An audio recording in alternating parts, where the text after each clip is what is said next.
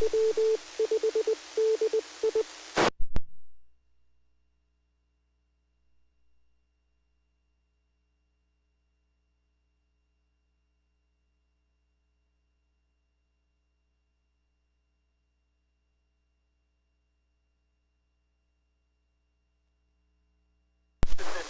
from the weather watch net. I had to go to my backup, as it were, because of lightning.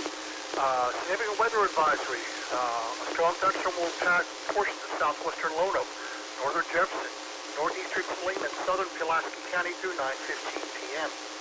At 8:31 p.m., Doppler radar was tracking a strong thunderstorm near Otter Creek or near Brine, moving east at 45 miles an hour. Half-inch hail is possible, radar indicated. Locations impacted include Little Rock, North Little Rock, Benson, West Little Rock, Bryant, downtown Little Rock, southwest Little Rock, Shannon Hills, Wrightsville, Keogh, Otter Creek, Ironton, Estes, East End, Plum Bayou Mountain State Park, Sweet Home, Geyer Springs, Mableville, Salem and Saline County, State Fairgrounds. Again, significant weather advisory for southwestern Lono, northern Jefferson, northeastern Saline, and southern Pulaski County through 9:15 p.m. This is N5VLZ for the Weather Watch Net. Weather Watch.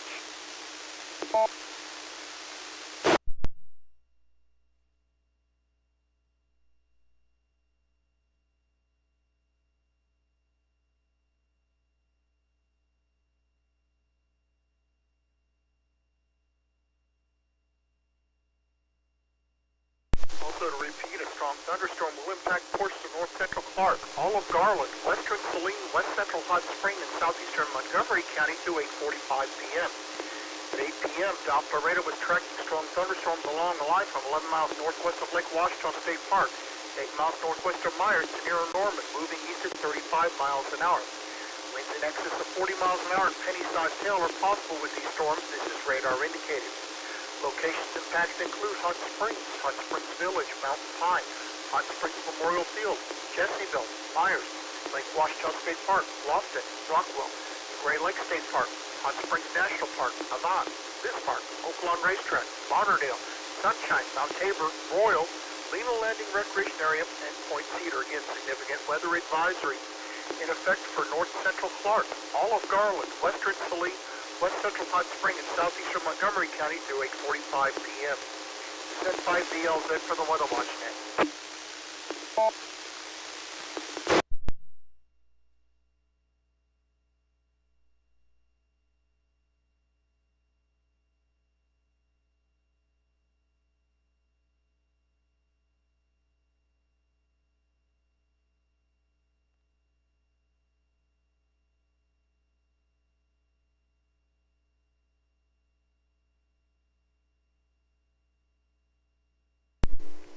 KJ4GDN monitoring.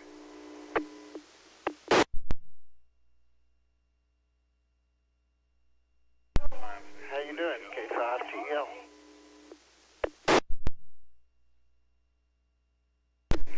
K5TL, KJ4GDN. Howdy, Tim. I'm doing all right. How about yourself? Got my notification, my radio shipped, and heard Scott on the platform today talking about some different apps and such.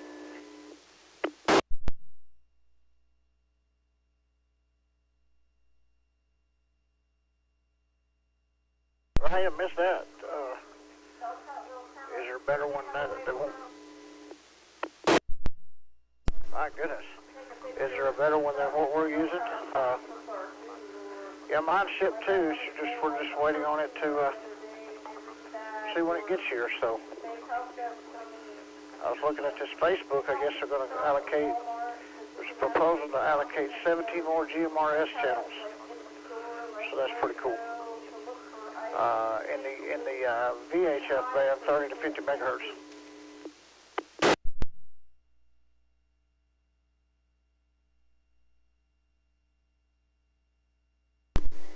Oh, that's exciting. And you just have to pay like $35 for that license, right? Doesn't it license your whole family?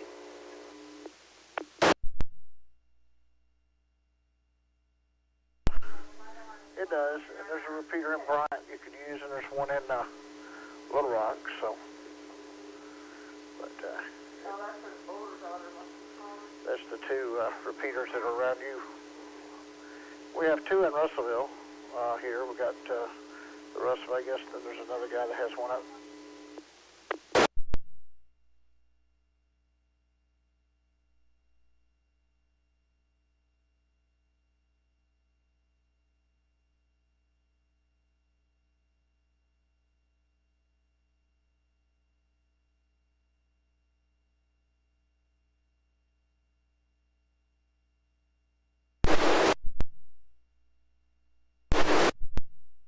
I think I lost you, Tim.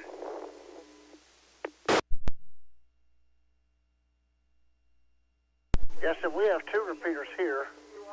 I said there's one in Bryant and one in Little Rock you could use. So we got two in Russellville, and they're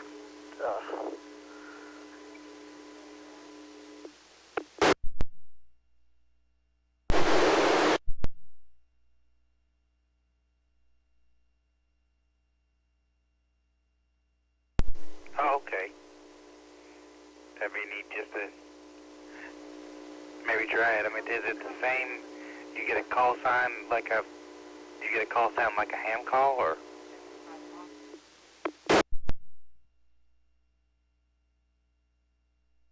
yeah, like mine's W5FM and 300, and I don't know what. You know, there's others, so they just give you a call sign.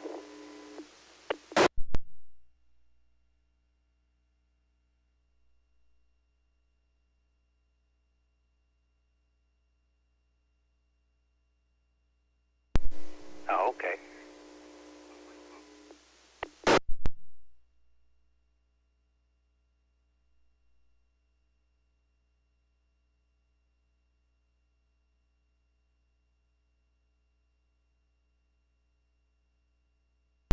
Apparently we had a severe thunderstorm warning that produced half-inch size hail in Benton here, running through.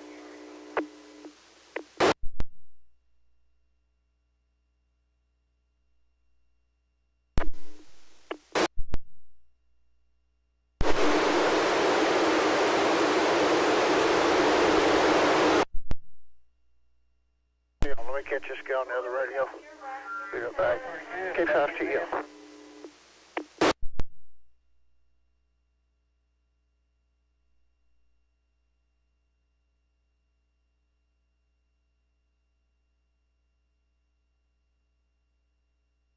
N5 deals in the weather watch net. Further down in southwest Arkansas, severe thunderstorm warning is in effect for northwestern Hempstead, southeastern Howard, southern Sevier, all of Little River counties in southwest Arkansas until 9:30 p.m. At 8:31 p.m., severe thunderstorms are located along the line from 7 miles northwest of Arkansas to near Clarksville, or along the line from 13 miles southwest of Horatio to near Clarksville, moving to southeast 40. The main threat is 60-mile-an-hour winds and quarter-sized hail. Locations of patches include Ashtown, Asheville, Mineral Springs, Foreman, Iredell, Hook, Redlick, Wilton, Hollis, Winthrop, Ogden, and Lamont, Arkansas, Richmond, Saratoga, Leary, Oak Grove, Hayward, and Wallace.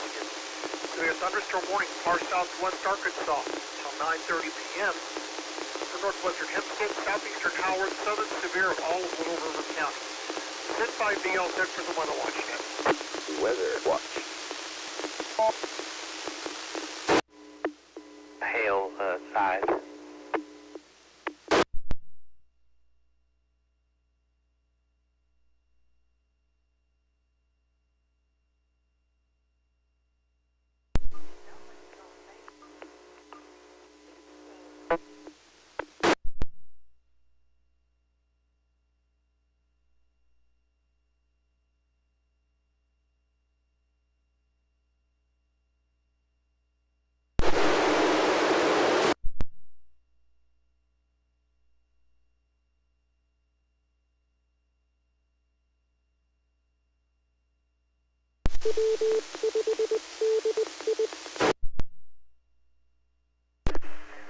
I'm back, K5TL.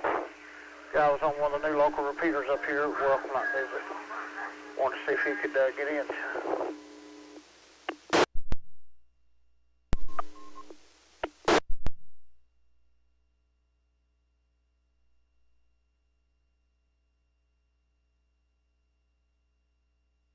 I had a double with you. Did you copy that? K5TL.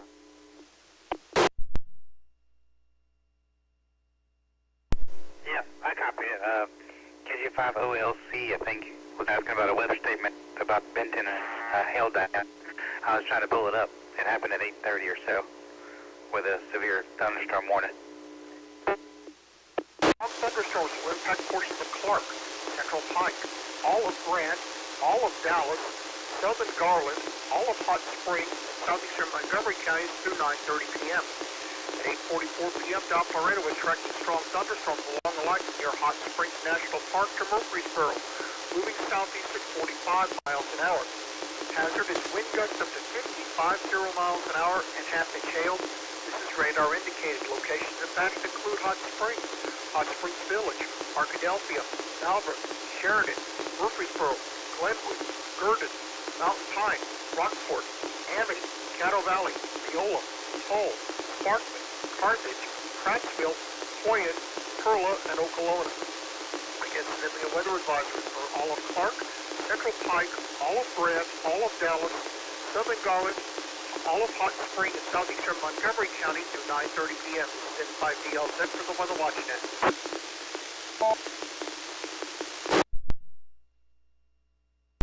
It said at 8:31 p.m. Doppler radar was tracking a strong thunderstorm near Otter Creek or near Bryant, moving east at 45 miles an hour.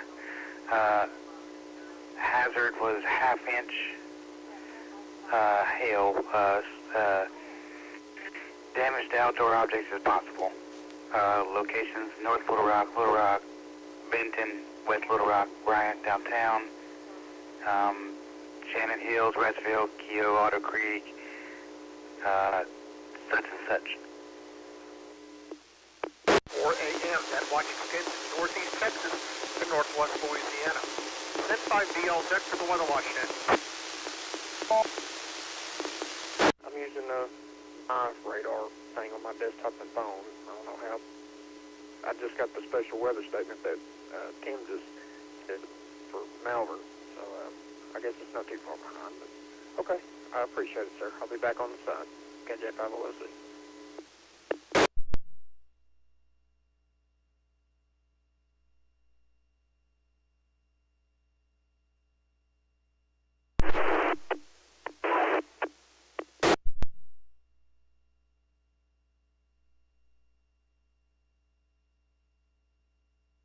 Not a problem. KJ4GD.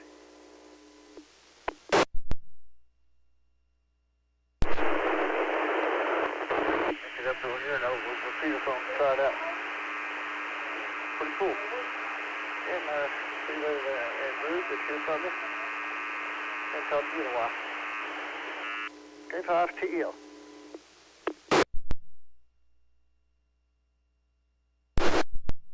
W5DI.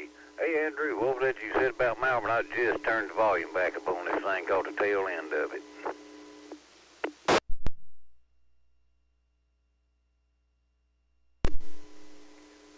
Good evening, Tim. Good evening, Roger. It just issued a... Let me click on it. Hang on one second.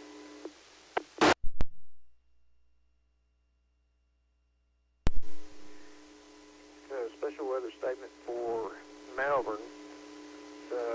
Tracking a line of... At 8:44 p.m., tracking a line of strong thunderstorms along a line extending from near Hot Springs National Park to Murfreesboro. Movement was southeast 45 miles per hour with hazardous wind gusts 50 miles per hour up to half-inch size hail. Radar indicated. 8:48 p.m. severe thunderstorms were located along the line from 9 miles north of Levens to over Mineral Springs, or 13 miles east of Nashville to over Mineral Springs, moving southeast at 35 miles an hour.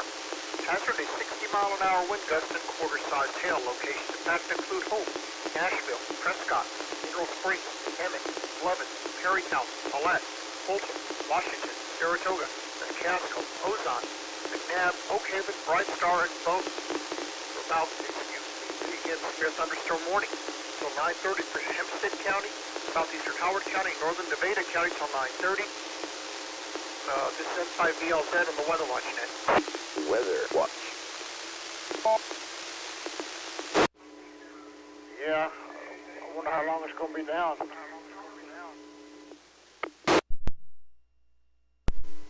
It's up. Came up. Oh, it's back up now. I just walked outside here, so I already had just around my neck, so I just come on out with it. But yeah, the 120 is back up and running now.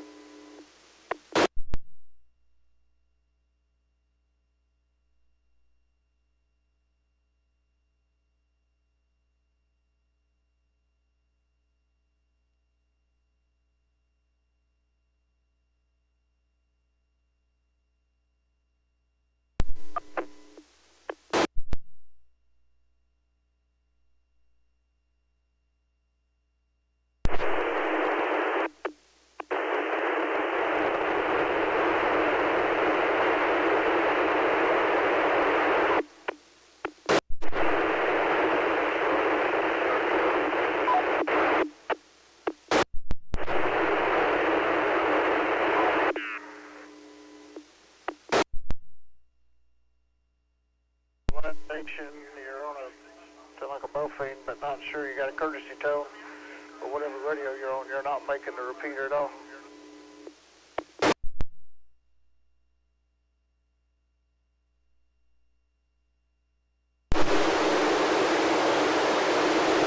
What that would? That's a terrible racket.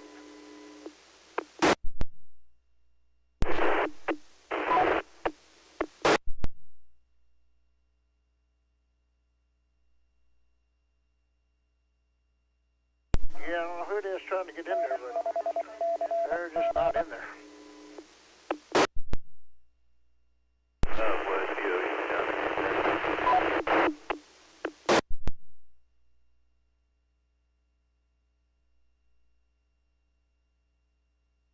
Might be you, but you're not really into Arkadelphia real well if that was you. I don't know if you can try 3.5 in Malvern, it might make it a little better.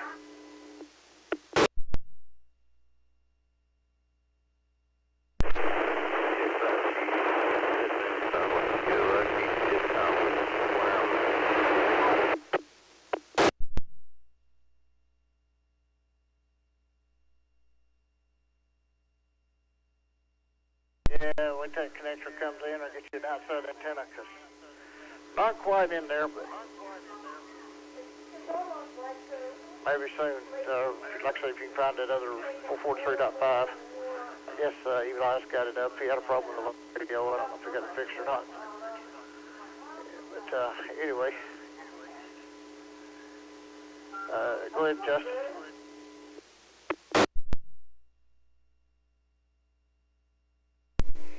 Oh, you're good. I'm on the side here. I was just looking at the node.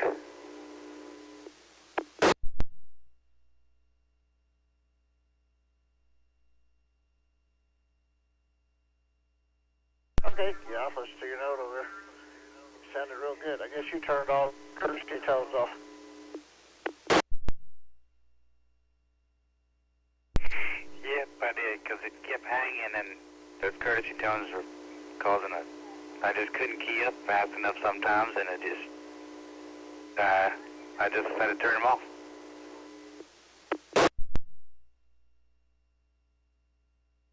Yeah, it's pretty cool, yeah.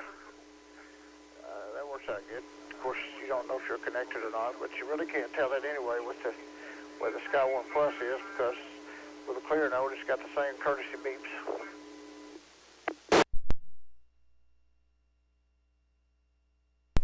Yep, exactly.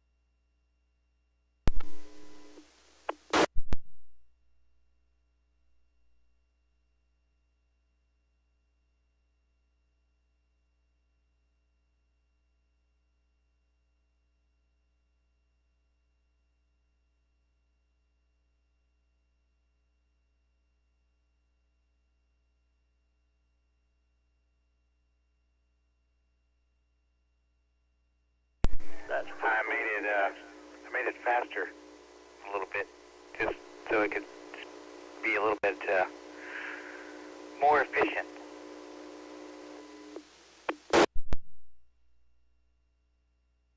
Different voices, it's easier to understand.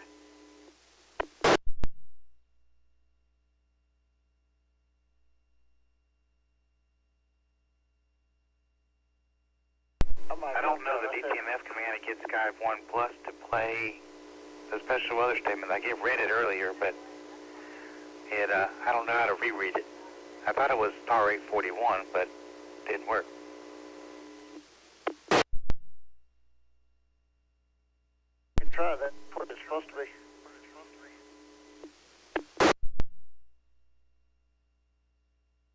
Yeah, it ain't working. I wonder if I can just play it from the Clear Note app. Let me see.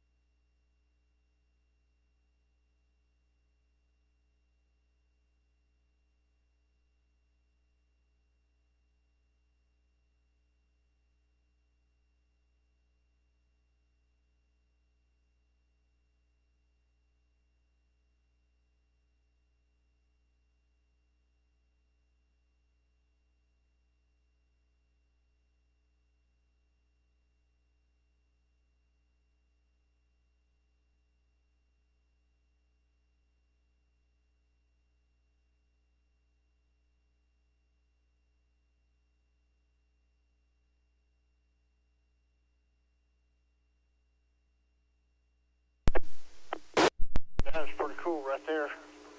I've got David's voice on my Skywarn, but it's one I set up.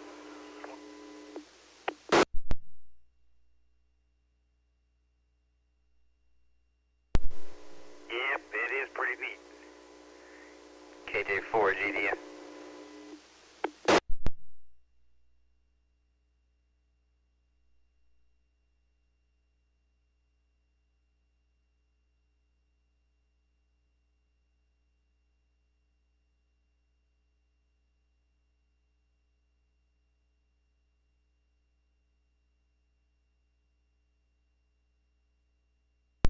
Kelly ordered him a PLC radio today, so good to talk to him over there.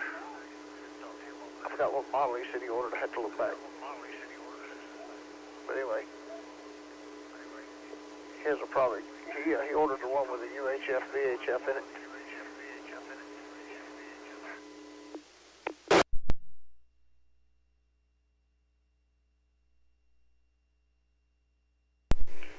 That'll be nice to hear what it sounds like over UHF and VHF, to hear what it sounds like. I wonder what firmware it's running, and just trying to figure that stuff out. That'd be neat to put my hands on it.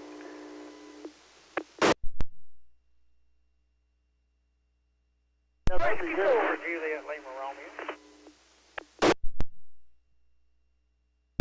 Go ahead, K5TL.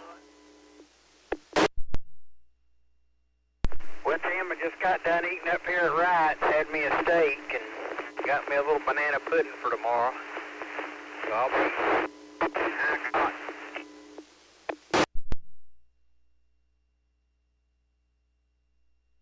Well, that's a good deal. And you ain't gonna share with the rest of us? I like some banana pudding. Hey, Jason. It's just an individual size.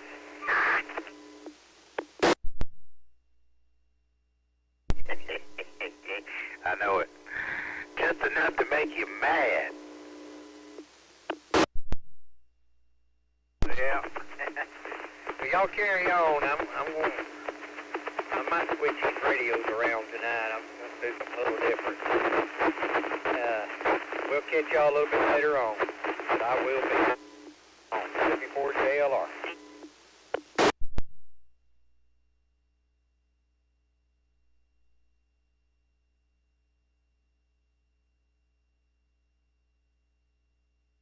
Alrighty. Yeah, Tim, I don't have the word cloudy and relative humidity from the repeater dump for the link, for the ACC link. That's why it's still there. It sounds a little bit thrown off, don't it?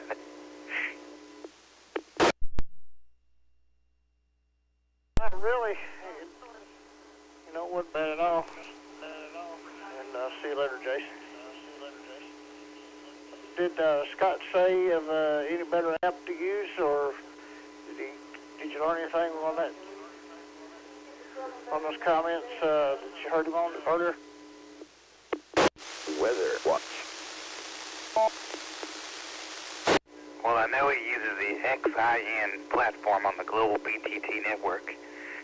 And you can use the Rapid Radios app or the Global BTT app or the something, I can't remember the last one he said. But there are different apps you can use as backups. I didn't get the last one, but I found the Rapid Radios app and I logged in with the same details. And it worked, but it's no different. It's still jumpy with the voiceover and the talking. When people talk, it just switches profiles and acts funky. Radar indicating, right? Radio's come out about a month or so ago, and that one appears to have voice prompts and it talks too, so don't know.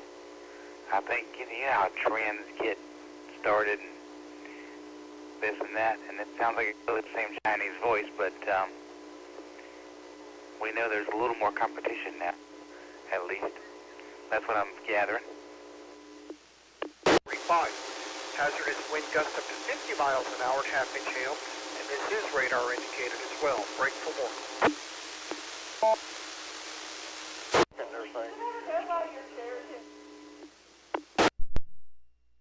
southwest in Shreveport County, Warren area, there are severe thunderstorm warnings. The area is moving to the southeast while there still may be storms overnight in areas behind the line of storms. The areas that are not in the watches, the severe weather threat for them has ended for this evening. But still a strong storm going through the Little Rock metro area right now, so if you're out driving, slow down. Be aware of ponding on roads. If you're going too fast, you could hydroplane. N5CG out of the weather watch net. actually got a Bluetooth speaker mic that works for that. Works with any of them radios, so I may have to try it. But yeah, that's a good deal. So, anyway.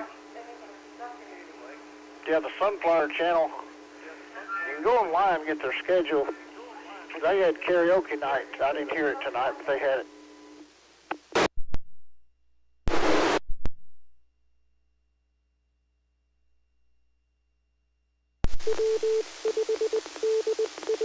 You say karaoke over the radio? Huh.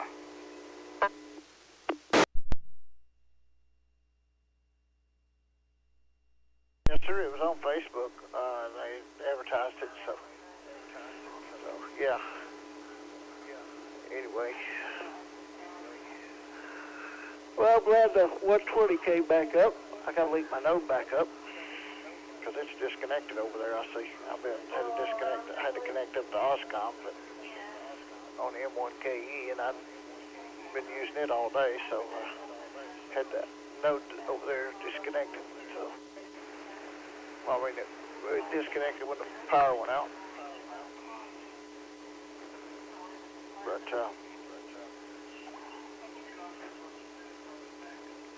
try to get one of our friends, KC5FAK, back on the radio. He can't really get in the Malta repeater, so we got to figure out a way he can get in. He's just right here by the house, so.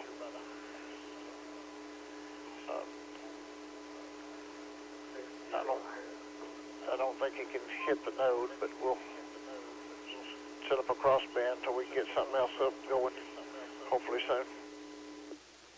Net up for a little bit longer yet, because there's still strong thunderstorms and significant weather advisories. If you have reportable criteria you'd like me to relay to the National Weather Service, please call N5CG on the Weather Watch net.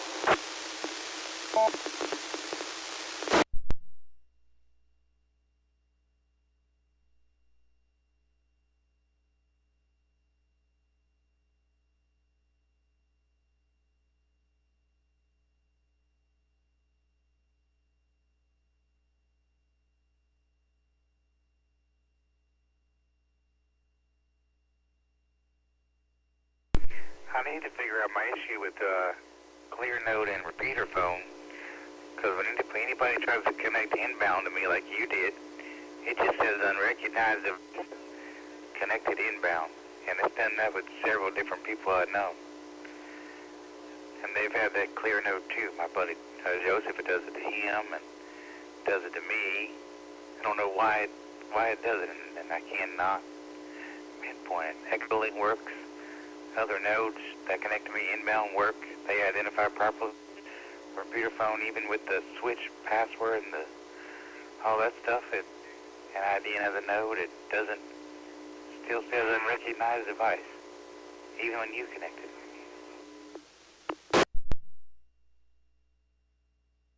I don't know what mine says. I think mine says unrecognized device. No, maybe it says the call sign. I don't know.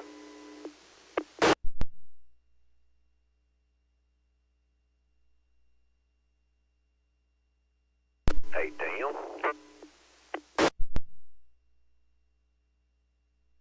Yes, sir.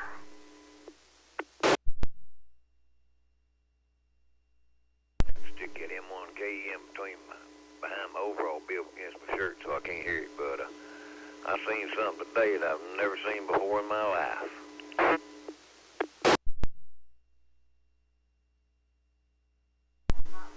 What was that?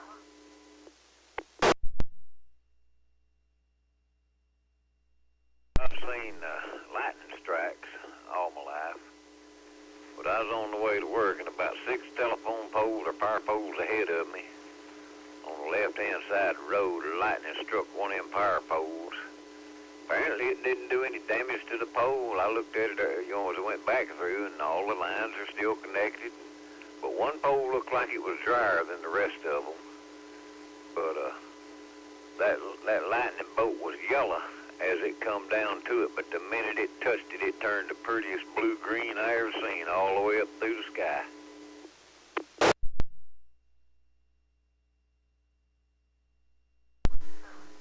And I bet you it was very loud.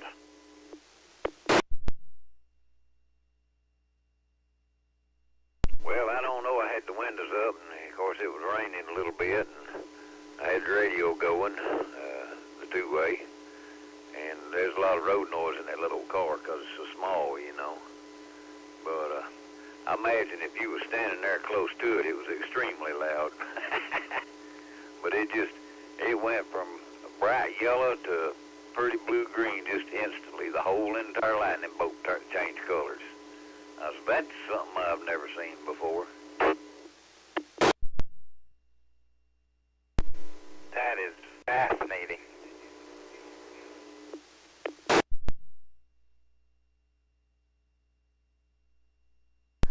Wonder if it had anything to do with Kelly's repeater going down.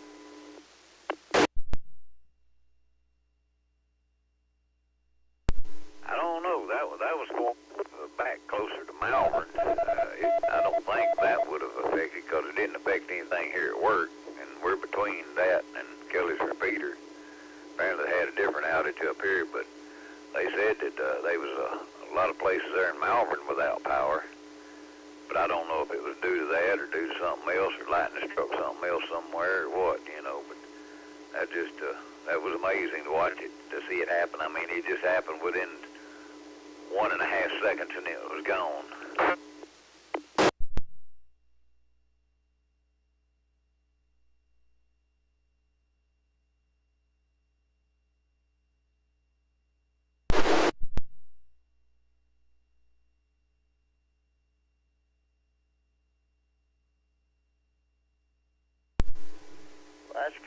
right there. That's,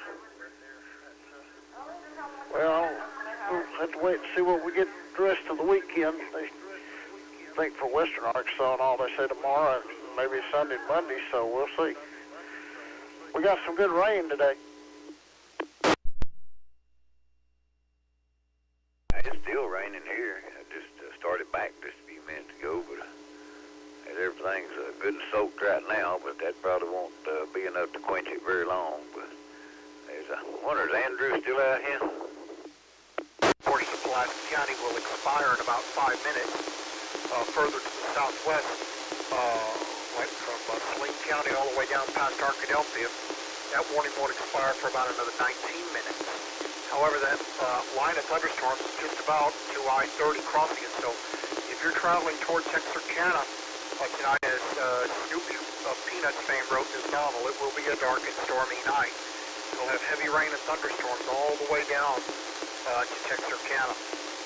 Hopefully the activity is weakening, so we'll be able to break down the net here in a little bit. But right now there are still some strong thunderstorms in the region. There is likely ponding of water on the roads where the thunderstorms occurred.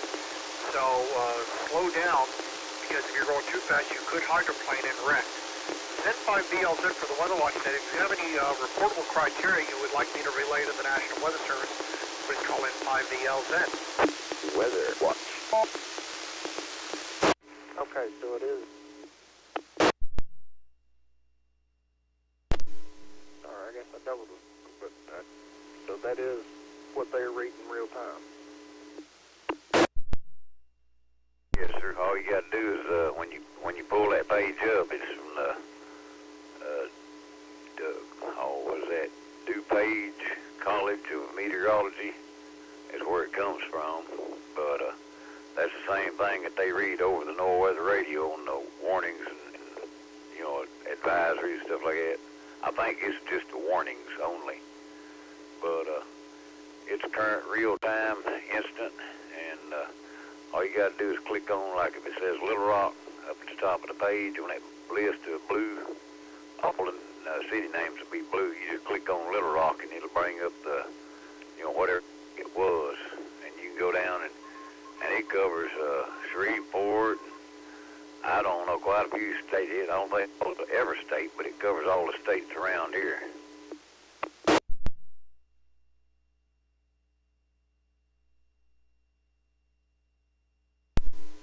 Okay, cool. I'm going to have to bookmark that in my browser tab here, save it on my phone. I appreciate that. Thought you might find that kind of handy. But anyway, I'm going to get on side and let everybody else get back to it here. I'm here at work, so I'm going to have to answer the phone any second. So W5JFA.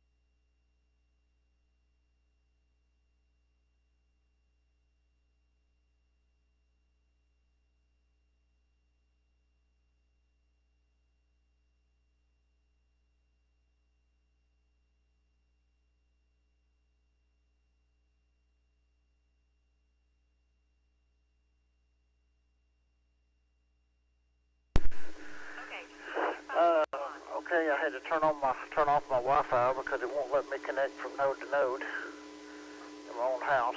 I don't know why.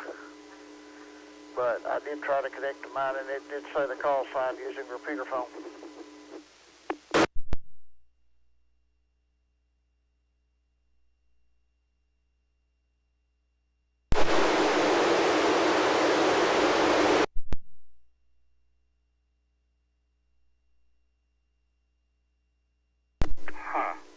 to try to shoot that.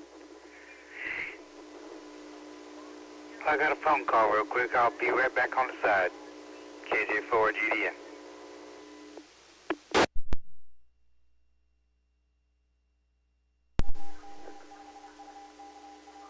STL.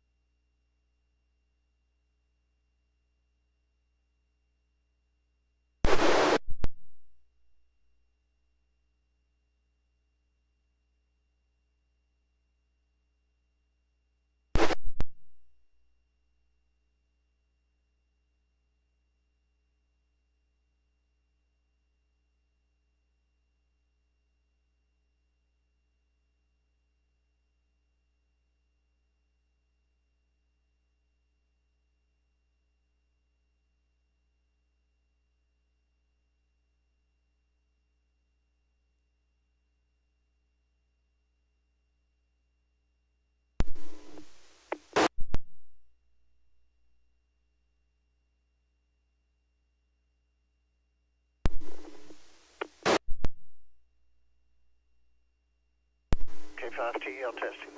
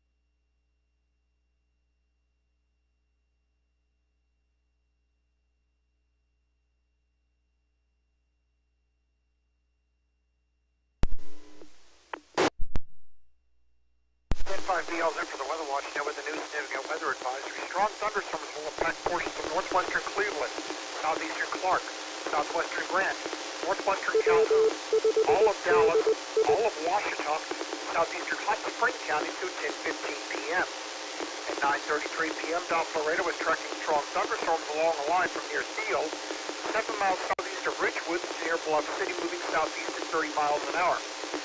Winds in excess of 40 miles an hour and half-inch hail are possible with these storms. Locations impacted include Camden, Fordyce, Gergen, Bearden, Stevens, Leola, Kingsland, Sparkman, Thornton, Carthage, Chittister, Perla, Luann, Wheelam Springs, Bern, Gum Springs in Clark County, White Oak Lake State Park, Jenkins Ferry State Park, Dogwood, and Poison Springs State Park. Again, significant weather advisory.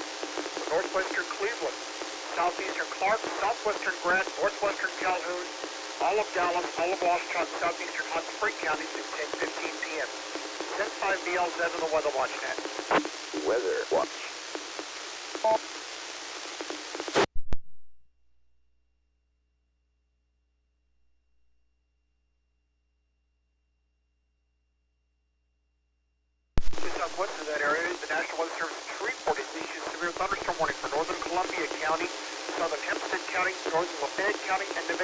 County until 10:15 p.m. At 9:30 p.m., severe thunderstorms were located along the line from 8 miles north of Bluff City to over Ashdown, or along the line from 60 miles east of Prescott to over Ashdown, moving southeast at 35 miles an hour. Hazard here, 60-mile-an-hour winds, quarter-size gale. This is radar indicated. Locations packed to include Magnolia, Hope, Dent, Waldo, Louisville, McNeil, Emmett, Buckner, Harrington, Rose, Roston, Fulton, Louisville, Fort Cobb, Bluff City, Mount Vernon, Hale, McNabb, Patmos, Falcon, and Sutton again.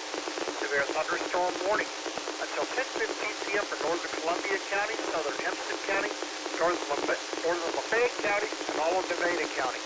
N5BL's out on the Weather Watch Net.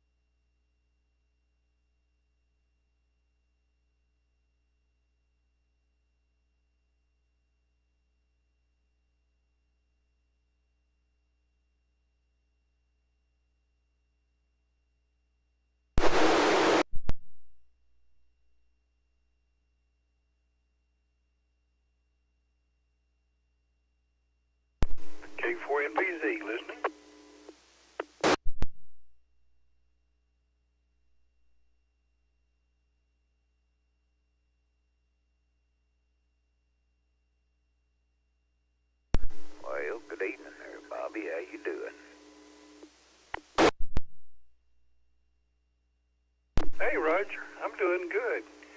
You still at work, I guess?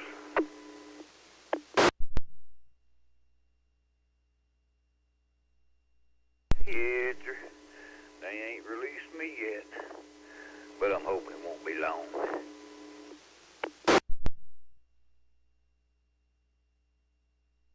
Well, that sounds good. Figure I'd get on here and see if anybody was here on this late Friday evening. I was just sitting there watching the Braves, and they winning over the Phillies. Poor Phillies.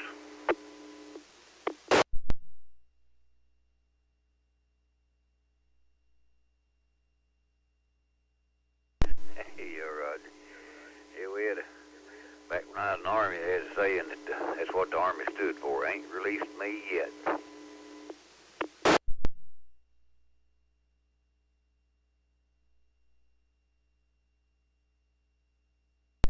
I tell you what, it feels so good to be able to walk out the door and leave it all behind. I forget which day. I could look it up. April 26th, I think it was. 7 years ago, I retired. One of the best days of my life, Roger.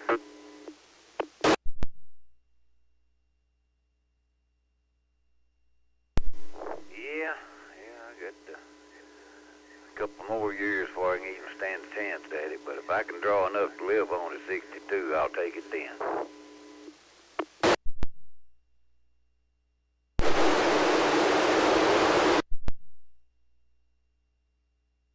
Hey, Roger, W5DI. Gold head.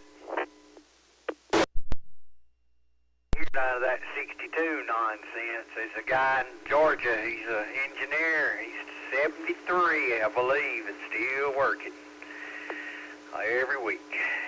He's got no ambition at retiring.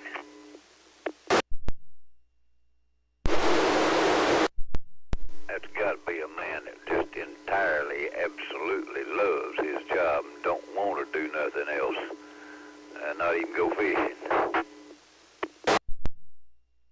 He does have a wife that owns a pet grooming boarding business, and he says if he don't work there, he's just going to have to go help her, so might as well.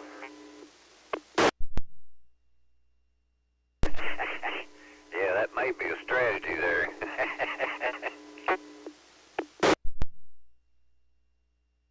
Hello, Bobby from Georgia. Good to talk to you, and we'll talk to you all later. W5JLR.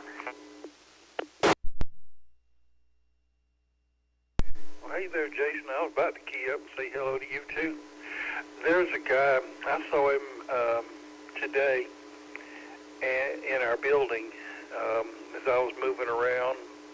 And Bill he just turned 88. And I know he's foreign military, so I don't know if he draws pitch or not. But he drives 3 days a week for Enterprise Rent-A-Car. I know he goes to the airport and all that kind of stuff. He said he ain't gonna quit yet. He said I ain't gonna quit till the Lord tells me to. Well, it's been 7 years and a couple of days that I retired, and I don't regret it, y'all. I really don't. It's just it's a whole different life, and I have no regrets.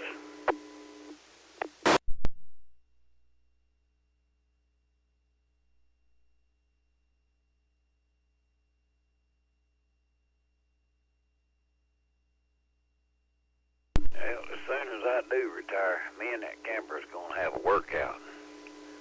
I'm just going to stay at one campsite and then another for a while.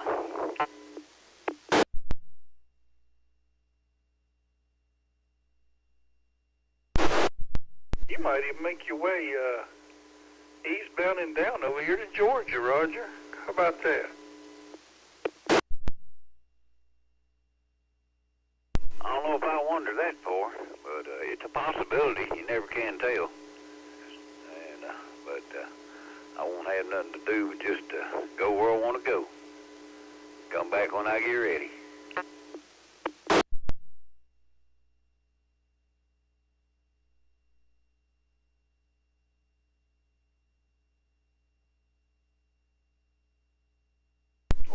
go. Well, folks have asked me, not that Social Security is something I'm an expert on, but we get in the conversation. I'm sure as a lot of people do about whether they should retire at 62 or wait till 65 or whatever age they have to retire. And I always say, you know what? You don't know where you're going to be at 65 or 67 or whatever the age is you want to pick for retirement. I said, you don't know if you're still even going to be here. Now, I know there's a difference in the benefits and all that. I get that. But I don't know. I would tend to say if you can live on what they give you and it's what you want to do it.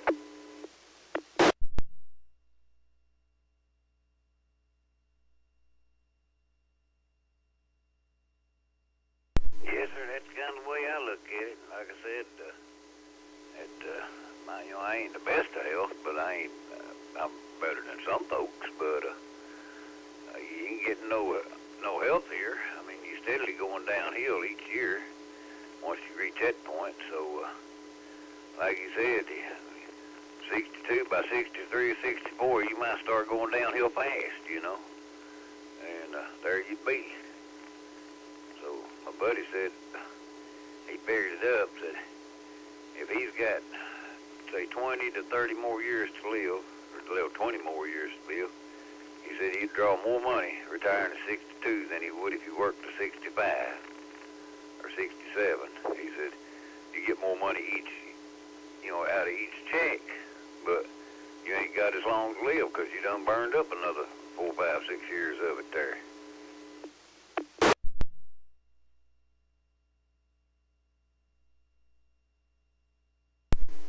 Yes, sir.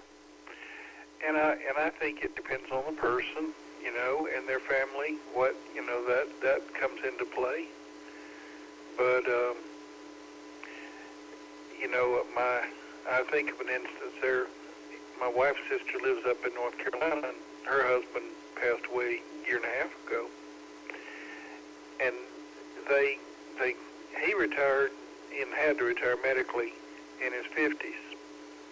And they could, they did get to travel some, but they didn't get to do what they wanted to do. She doesn't drive. She can't see to drive. And he was the only driver. And of course, he lived till he was 79, I guess. So, I guess we really can't complain about that. But, they wanted to do more and go and travel, and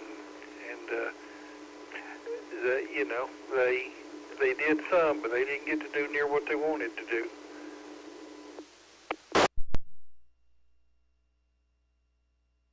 Roger, yeah. Well, my buddy and his wife, they put all their stuff in storage and waiting for an apartment to come open.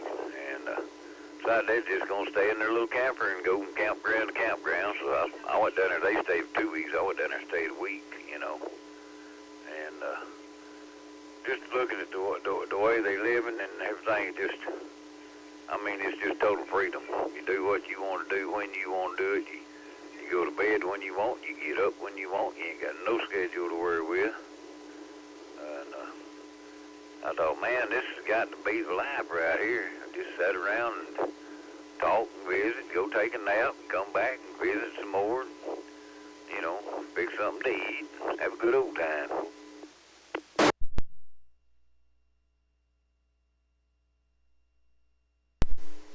N5CG. How much does it cost to stay in those campgrounds, Roger? I don't have any idea. Well, the ones we was at first at Artie Moore is $20 a night. But if you get that Arkansas the Beautiful pass, seniors or anybody can get it. It's like $85 a year.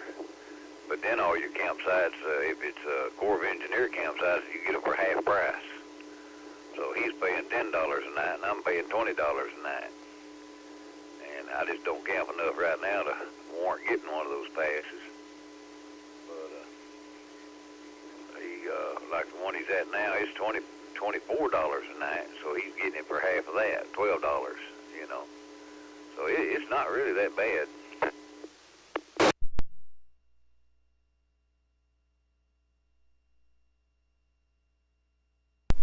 you think about your utilities and all that. No, it ain't so bad after all.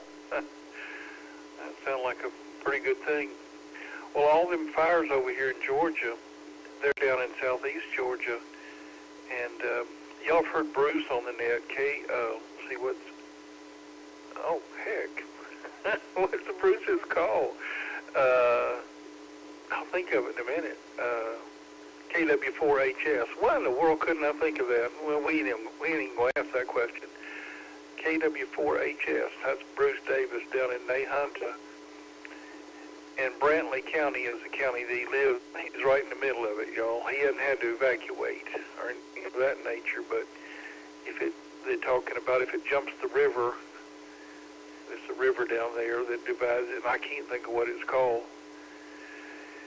And then that situation may change, but I think there was, last I heard, there was like 90-something houses that got burned up.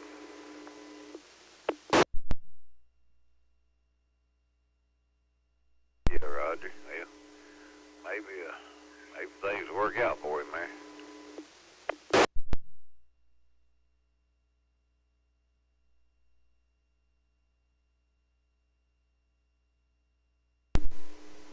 You are on your device tonight, aren't you? I think you are, by the way you sound. Right now I'm on the 9600 base set here. When I went back there to get my coffee on my M1K, I got it volume down on it a little bit. I got it stuck in between my shirt and my overall bib, so my belly will silence it. Then if I get up and walk away from the radio, I just pull it out and let it dangle in front so I can hear everything.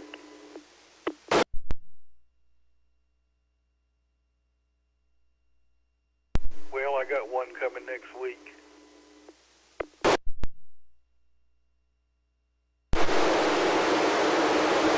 Okay, well, that's a good deal. I'm on M1K now, but I love this little thing, and I don't go nowhere without it. Even if I'm gonna get up and walk to the bathroom, just about I got it hanging around my neck. You never know when you might need to holler at somebody.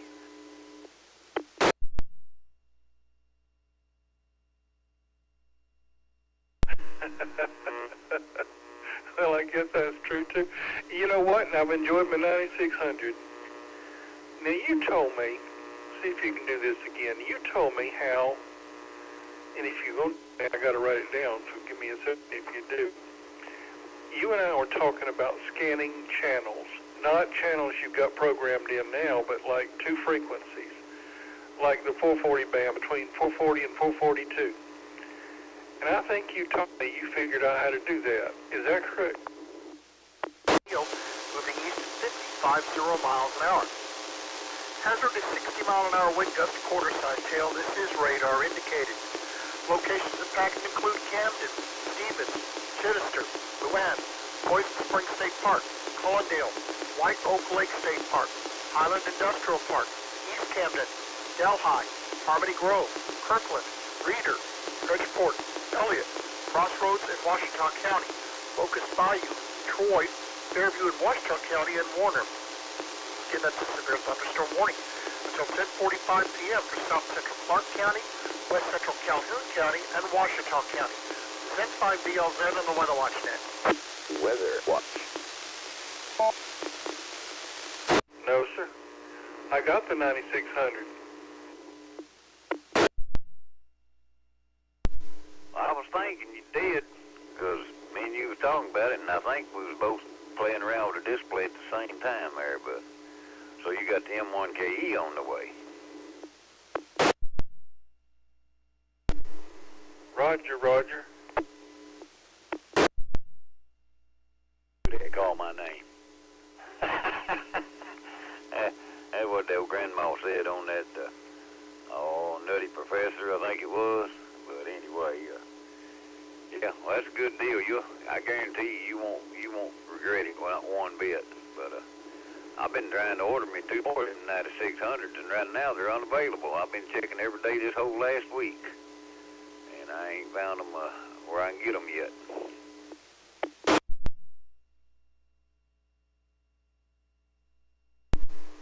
K4NPZ, really?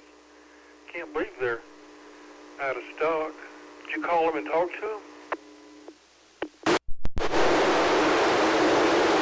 No, I called, I guess they'd done closed. It was like 4:30 their time.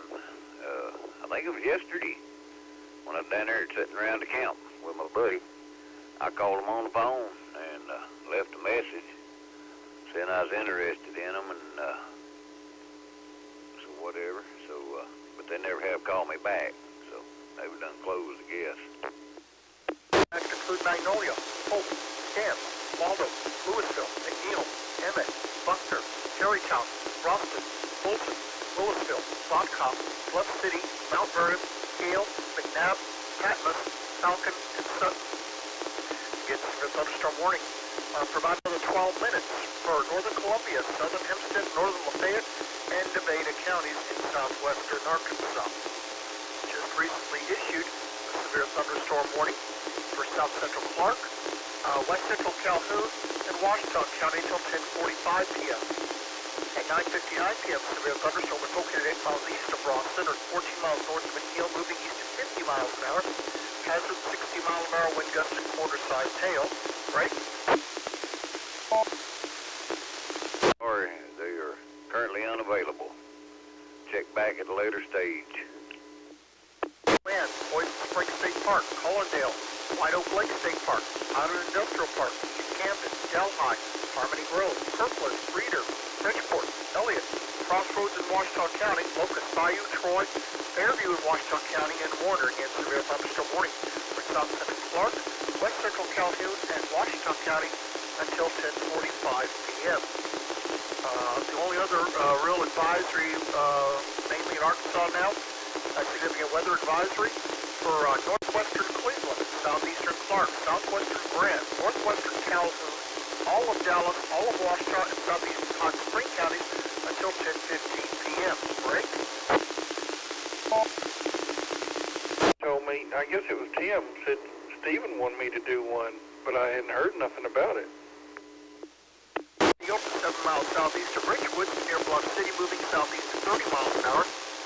Winds in excess of 40 miles an hour at half-inch hail are possible with these storms. Locations impacted include Camden, Fordyce, Verdon, Bearden, Stephen, Leola, Kingsland, Spartan, Thornton, Carthage, Chittister, Herlin, Luann, Wheeling Springs, Bearn, Gulf Springs in Clark County, White Oak Lake State Park, Jenkins Ferry State Park, Dogwood, and Poison Springs State Park.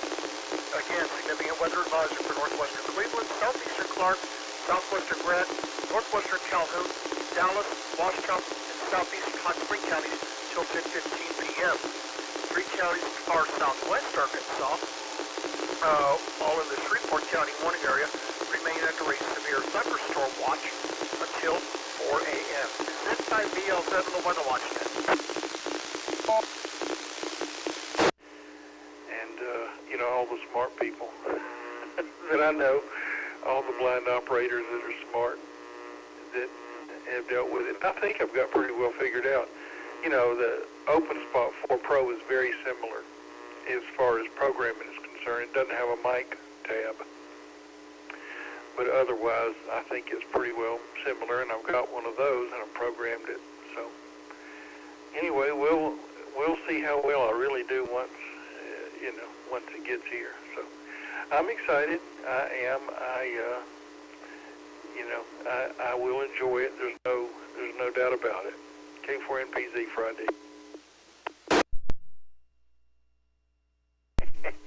Well, talking about there made me think about, I was over at my nephew's, and he said, well, what are you doing? And I said, well, I'm just hanging around close today. I went to Russellville yesterday. So I took he said, what are you doing in Russellville? I said, well, I took this was, back when me and Eric went off up to Tim's, and he tried to program at 380. I said, I took the radio up to Tim's to get it programmed. He said, wait a minute, ain't he that blind guy? And I said, yeah. And he said, so y'all are taking y'all's radios to a blind guy to get them programmed? I said, yep. I said, we couldn't figure out how to do it. We take it up there to him, he just whizzes through it like it ain't nothing. So then, a little bit later, I said, I got to go to the post office tomorrow. And I said, I got to send this little handheld radio to Georgia. This fella out there is going to flash it and program it for me. He looked at me, he grinned, he said, let me guess, he blind too? And I said, yeah. He just started shaking his head. And I just thought that was funny.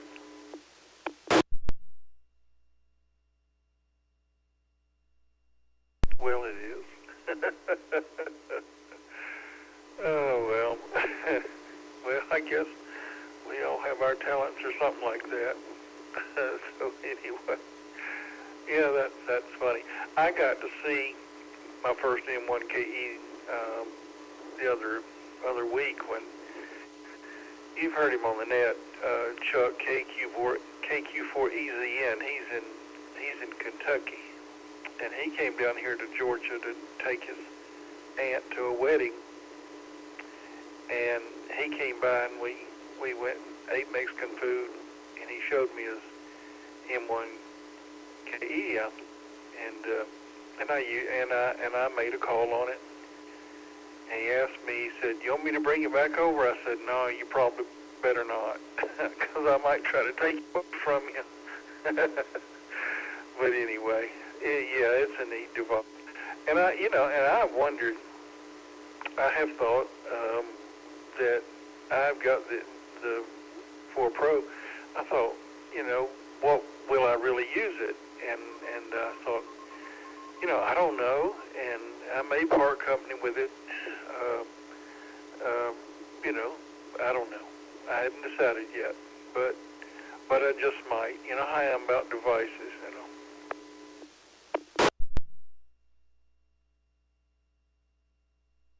Roger, yeah. Well, I had turned part of that down, but I got just most all of it at the phone call just about the time he started talking. So I'm going to have to get over here and do some stuff right quick. So I'll be back on here in a short. W5DI.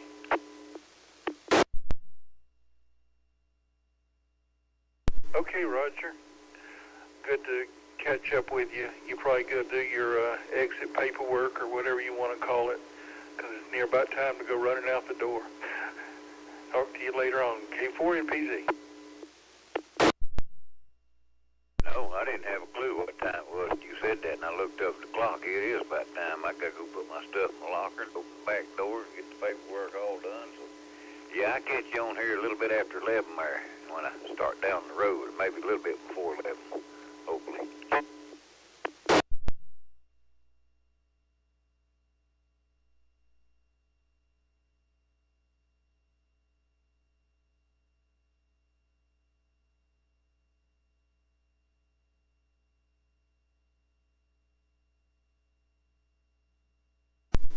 Good to hear you, Bobby, on there, KJ5DI.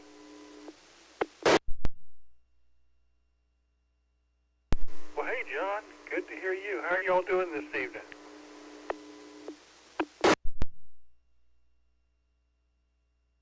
Oh, we're here, just finished eating supper with Grandpa, and my dad showed up also, and so we were just here listening to you guys chit-chat and chatter, and I hear you're going to get a N5CG. Congrats.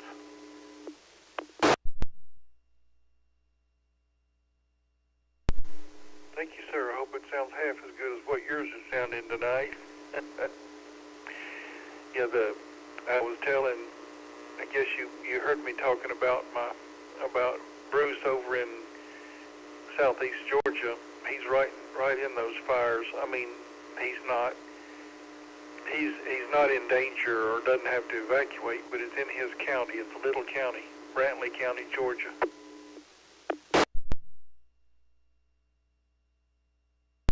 Yeah, I've been seeing between the fires over there and then last night the tornadoes over to the west of us in Oklahoma. It's there's definitely a lot of activity going on, but hopefully it all calms down. And I guess over there in Georgia, have they been getting any rain, or is this something that rain would help put it out?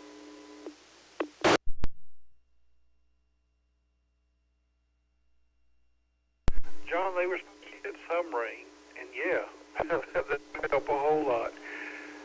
I was watching the WSB News, that's our local guess it's ABC affiliate anyway.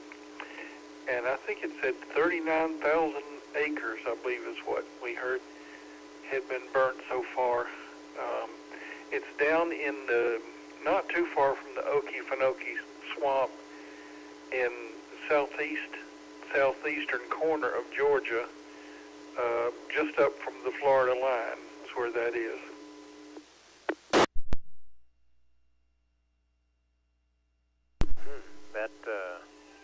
Yeah, because I know we got some rain this morning, but I see, or I saw on the radar, I think it's over around that area, or southern, part of Georgia, I guess, is getting some storms heading that way. I didn't know if that would benefit or help that, or, I mean, are you guys really having a dry season?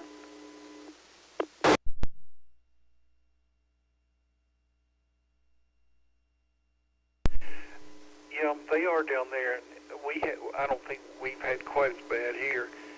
We're the northwest corner of the state. Yeah, it helped. Our governor was talking, said it's not going to be enough to put it out, though. That's what the forecasters were thinking. So, yeah, and that's a lot of homes to get burnt out. I know Bruce is with the county in Brantley County. He's a blind guy too. In fact, he wants an M1KE so bad. He could say it would help him because he is mobile. He doesn't. He goes, of course, from his job to work. He's still working. So I'm kind of hoping that somehow, some way, that Bruce can get one. He's deserving of it. He hasn't been on the radio that much these days, but I've been trying to check with him. Just a lot of stuff going on.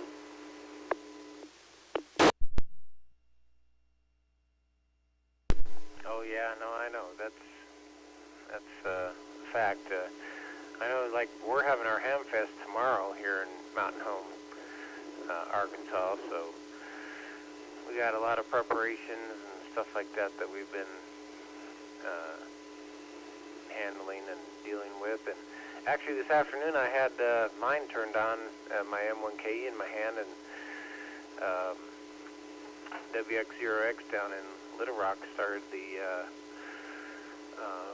weather net because it was pretty nasty down there in the southwest of Arkansas, and he was like, man, I really need to get me one of those. And I'm like, yeah, well, we did a presentation about one at our club here, and me and the president and my dad have one, so we it's definitely a cool little device. But I guess between the open spot 4 that you said that you're thinking of parting with, what is the only different? I mean, correct me if is the open spot 4 does not do Echolink, and what else is it compared to the M1KE?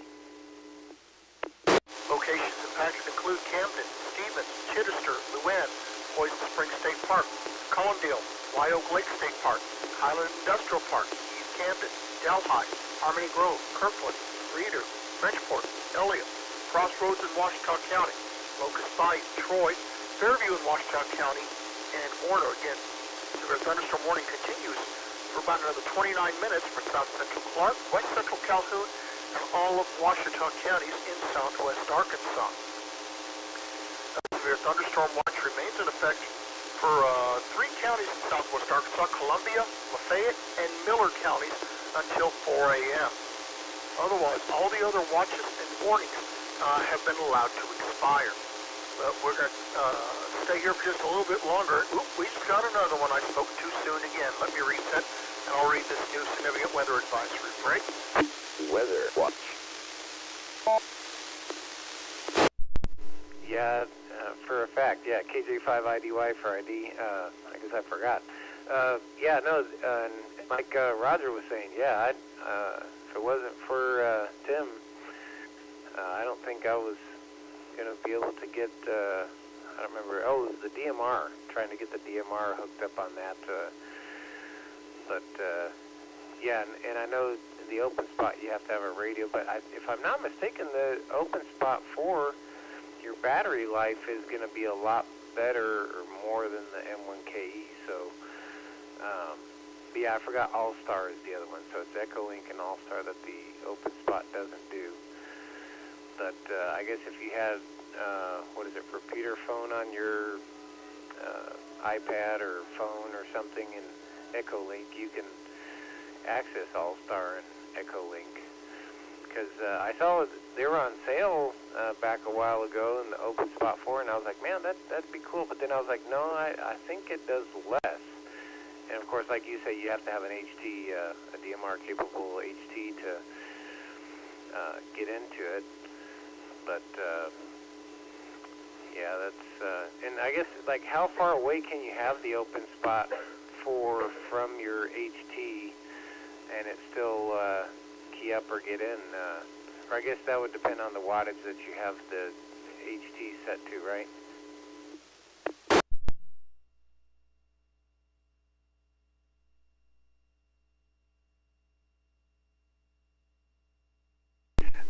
Yeah, I would say so. They're low watt. The device is a low wattage device. Now, and it sounds good on DMR, and it sounds good on D-Star as well. So it's a nice device. There's no doubt about it. And but I don't know as far. I'm sure within your house you should be okay as far as communicating with. But it kind of likes it if you're fairly near, a room or two away, I would say. Of course, we're an 800 square foot apartment, John, so, how far is too far? Well, it's not within these confines.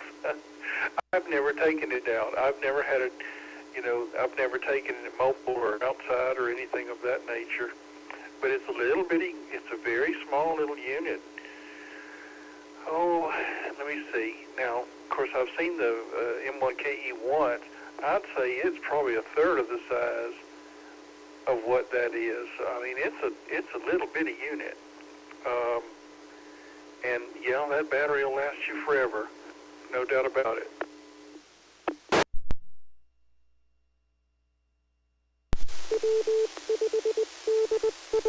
Yeah, those are cool. But yeah, I don't think I'll change anything for the M1KE. I think it was definitely a needed piece of equipment. I know my dad last Saturday, he was talking on DMR to some guys down in Argentina, and he had fun with it. And I haven't really gone too far out of just a few. I mean, I checked into the DARNet and the TalkBox group on Tuesdays, and I use it for Echolink to listen to Bella Vista Ham Radio Club, and of course on here all the time at night. This is where I'm parked. Even though I can turn on an HT here at the house at my grandpa's and hit the NA0D repeater here, but you'd have to get closer to a window or step outside to get real good reception. So with this, it's gone through the internet, so it will definitely go through, So yeah, I can't not have an M1KE now. Now, I'd be curious to see how well it would work on an airplane with Wi-Fi. Do you think that would work? I don't know. I'll have to consider that next time. Well, we had one guy check into the, I think it was a D-Star, it might have been State Net, but anyhow, he was on a M1KE on a cruise ship somewhere out in the Caribbean, I think it was, and he was talking using the M1KE hooked up to their Starlink internet, and he checked in on that, off that cruise ship, checked into the net. Yeah, that was Shane. That was Shane, AJ5SJ, Shane Jackson. He's from Conway. He sure did. I don't know, John, about that. But I remember when you and I were talking or texting one about talk groups for your dad to use because you said he wanted to be able to talk to folks in South America. So I remember us looking up some different talk groups, and I wondered how that all that went. But that was so cool. I've talked to Shane a couple of times when he's on that cruise ship. That is so cool to think that he's, I don't know how far away from here, but that he's way out amongst the water and no land. It's amazing.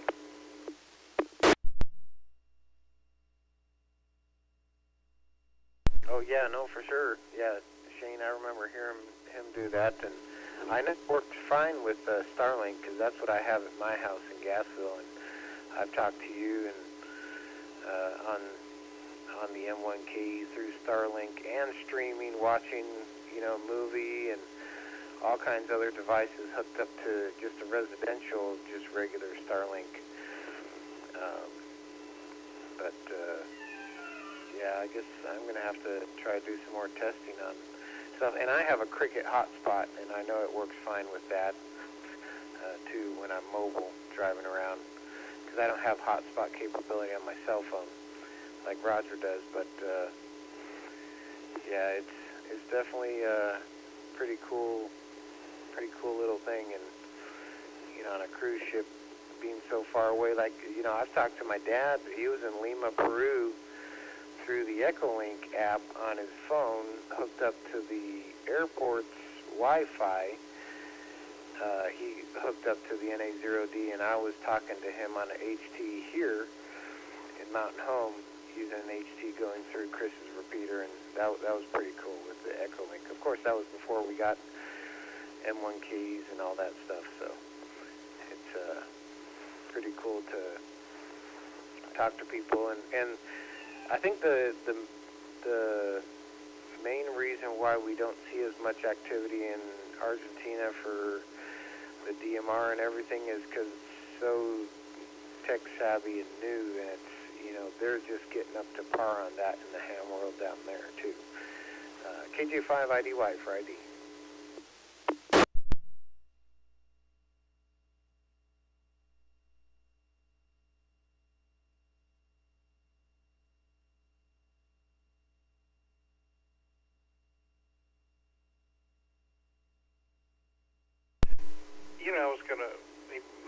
Yvonne's sister is in western North Carolina. Yvonne was talking to her, and we were wondering about Starlink because she's got some kind of internet service for her phone service. It's not Starlink, but she thought Starlink was really expensive. Can you comment on that, John?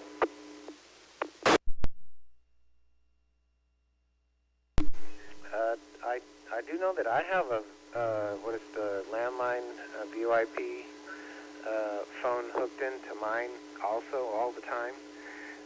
But no, I think the residential it's $80 a month, and that's I've not had any issues on downlink or uplink or whatever. I just know that if you have an all-star, or if I'd have an all-star node, I wouldn't be able to have, I'd have the incoming port forwarding issue, which, a lot of people said with the, what is that, Dad, the virtual private net, the VPN, with a VPN or something like that, or maybe be able to get around that. But no, the Starlink, it's fine. And residential, I think it reminds 80. That's, with tax and whatever, they charge tax on top of that or anything. But commercial, I know, or a business, of course, it'd be much more.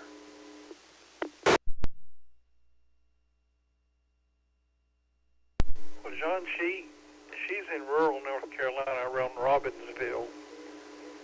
And is there she's 10 miles out of town, and I'm trying to think what that she's not a ham. what is, I was trying to think of what that service that she's got is, but what is her phone service? Well, yeah.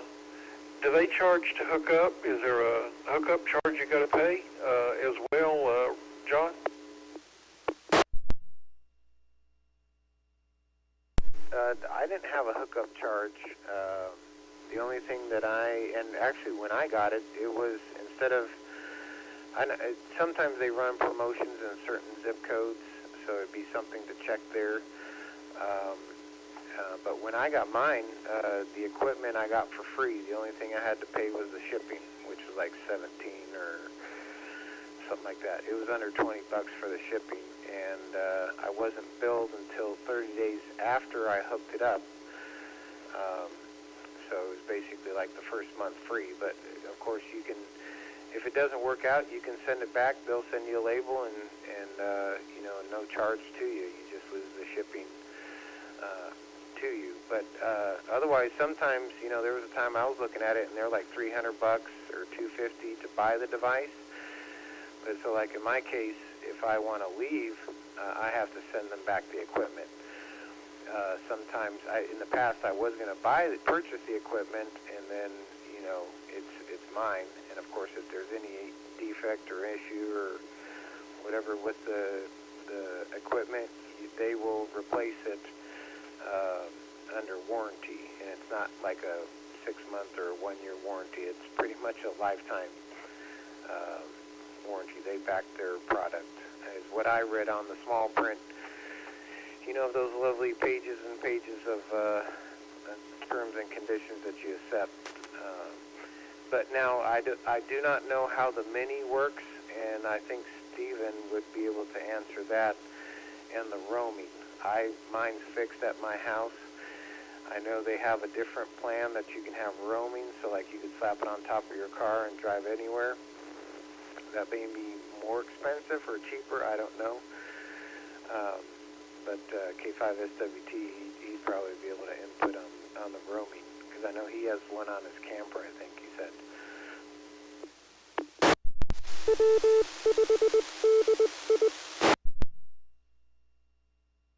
Okay.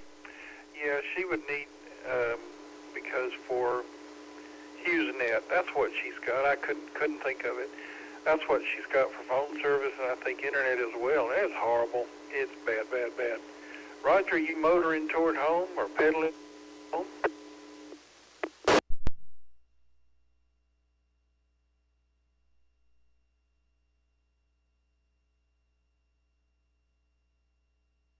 A5TL, good evening, guys. She could get UMA phone service for $9 a month if she had Starlink, and if she needed that for her landline service. I had HughesNet, and yeah, Starlink could be 300 times better.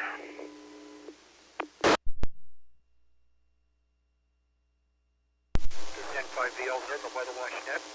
Strong thunderstorms will impact portions of south central Cleveland, western Bradley, all of Calhoun, southeastern Dallas, and southern Washita counties through 11:15 p.m.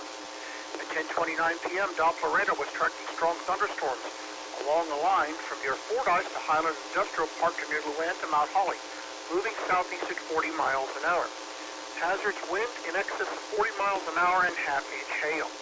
Locations impacted include Camden, Warren, Fordyce, Hampton, Dearden, Stevens, Hermitage, Calumet, Thornton, Carroll, Luann, Hampton Municipal Airport, Laurel Bay, Weeks, Tipton, Collindale, Ellisville, Hilo, Harlow, and Highland Industrial Park. Again, significant weather advisory until 11:15 p.m. for south central Cleveland, western Bradley, southeastern Dallas, southern Washita, and all of Calhoun County. N5CG for the Weather Watch Net. Weather Watch. One and edit it what you want, like the open spot 4, and you're good.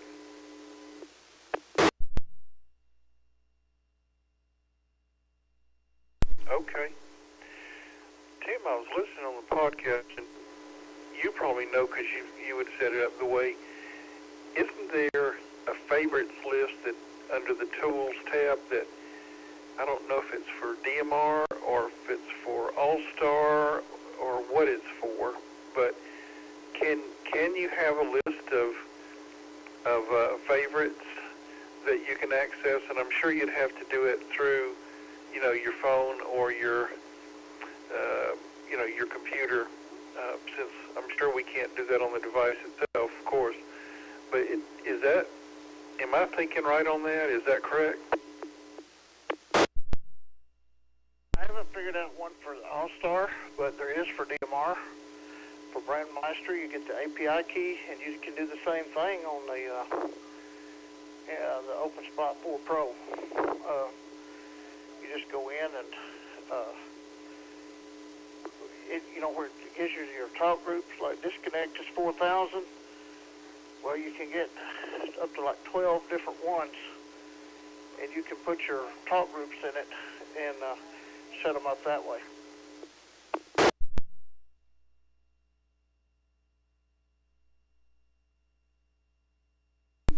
I'm going to have to look at the dashboard for the 4 Pro, because if that's the case, I totally missed it. Now, I've got it set up through the code plug that you helped me create, so I didn't need to do it through, through the dashboard. I don't have to go to the dashboard as a rule for the 4 Pro.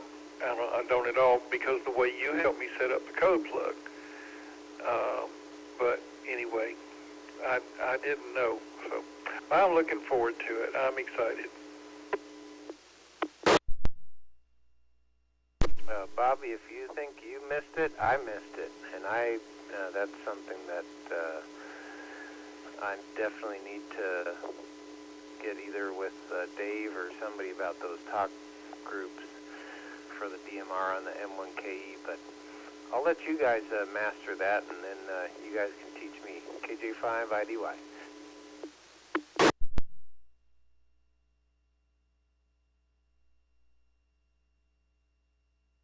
Yeah, you can definitely do it. I haven't done it, but you can. And I know Dave was telling me this is how he set it up. And,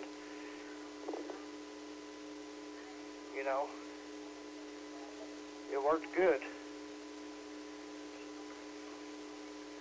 So, maybe figure out how he did that. But I looked at it, and I just couldn't change it. But, you can go where it says drop call. If you go to your tools menu, it's about drop call 4000. You can click that and it'll drop the call. Well, you can add your talk groups right there. You've got your API key from Brandmeister. So you can add, I think it's 12 different talk groups.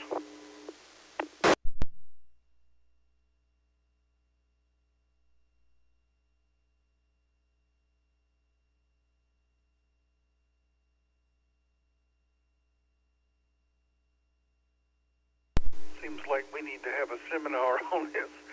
Somebody needs to do a Zoom meeting on this. But anyway, I had some,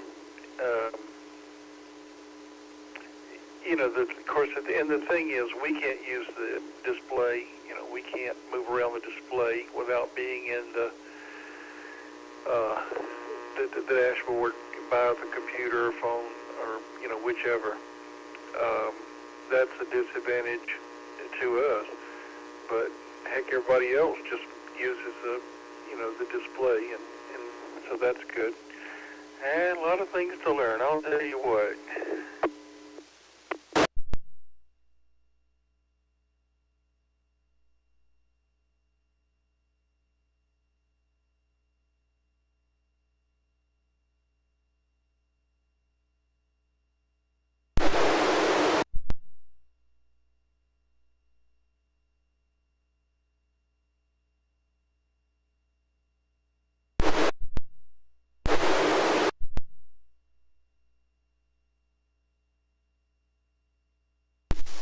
Over there, the weather watch had a severe thunderstorm warning, which is previously in effect for the Camden area, has been canceled, but a significant weather advisory is still in effect for south central Cleveland, western Bradley, all of Calhoun, southeastern Dallas, and southern Washita counties through 11:15 p.m.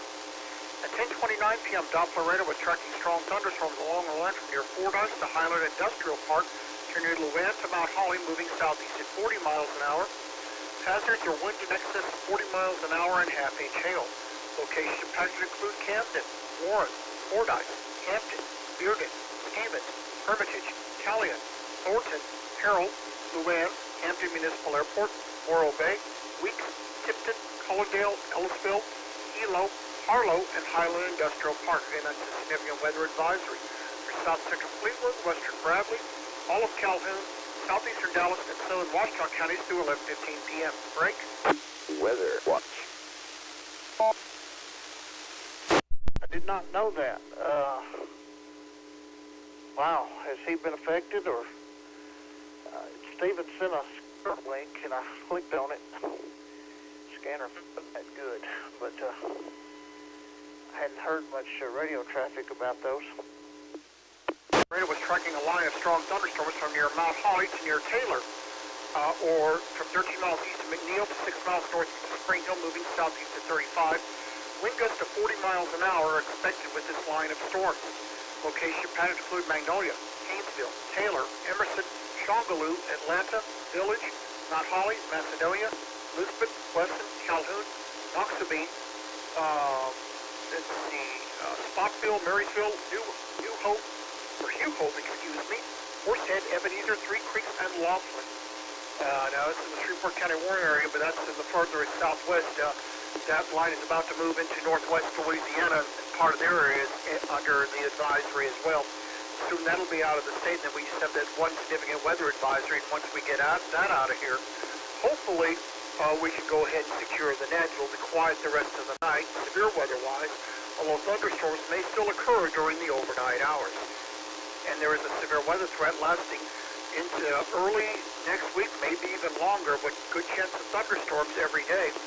Notice that the fire danger has gone to just moderate across parts of west and southwest Arkansas, but has gone down to low elsewhere. N5CG for the Weather Watch Net.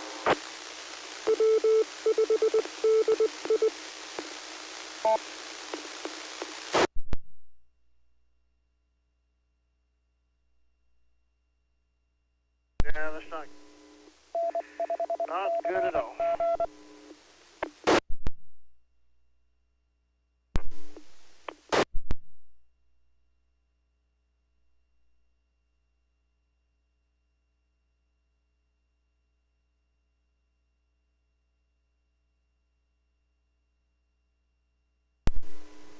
K4NPZ Friday. If you're looking for a feed, look for Ware, W-A-R-E, Ware County, or Waycross. That's the biggest city in that area, Tim. Okay, I'll look for that, see what Steven sent me. I'll check that out.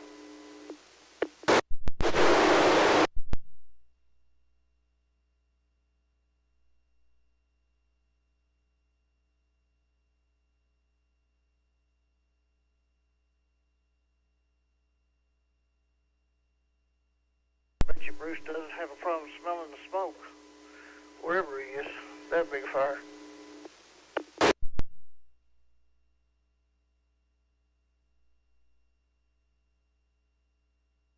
I heard yesterday that people in the south part of Atlanta were smelling it. And it's about 300 miles from here. You know, we're in the northwest part of the state, so it's a good long ways down there. But yeah, they've got help from all departments all around the area. Even some east of Atlanta have come to them. I mean, because this isn't anything they've ever had to deal with before. So it's a massive, ordeal. He hasn't had to evacuate yet, but if the fire jumps the river, they say, then the town of Nahunta would be in trouble.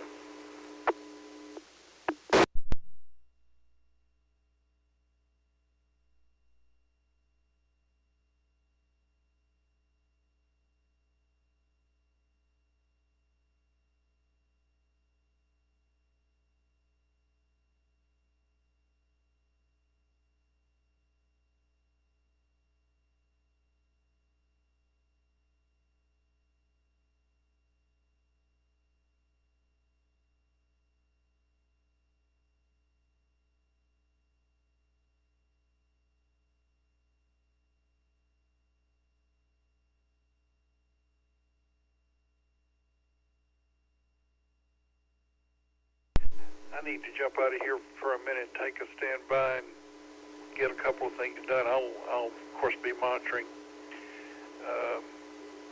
and we'll see what goes on. But yeah, Tim, we may have you do a class, teach a class on the M1KE. You and Dave get you guys up there telling us, show us all the tips and tricks we need. So anyway, we'll see. I'll be on the side. K4NPZ. All right. Oh, yeah, anybody can do better than me with M1KE, so I'll help it where I can, just like I always do. K5TL.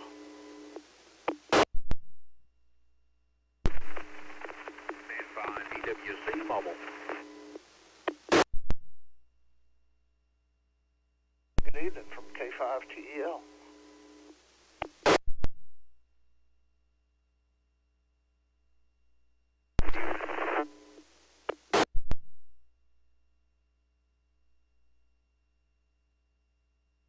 You were a little bit noisy that time. Not sure where you're located.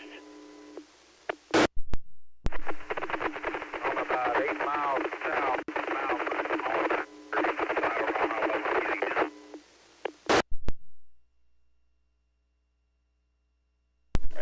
South of Malvern, okay. You on the 120 repeater, or what repeater are you on?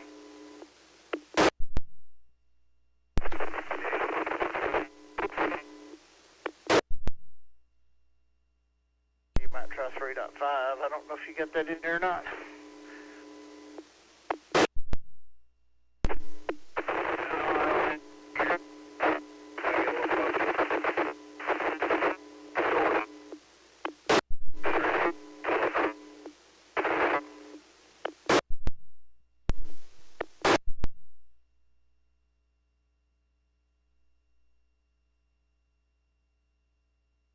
You were a little noisy. Maybe it'll pick up here in a little bit for you. We monitor here, K5TL.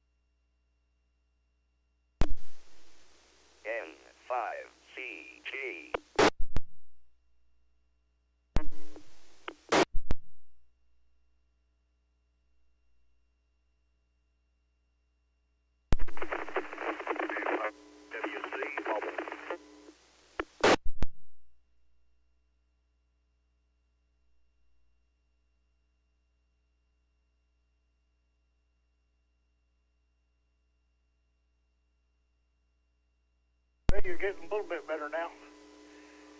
Hello, Roger.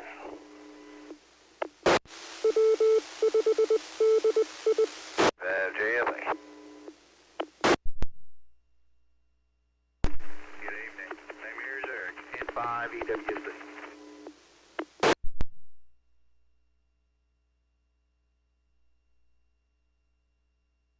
Good evening. Please sit, Eric.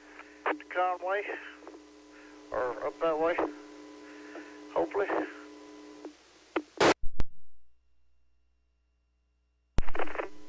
sir. Mr. Rock.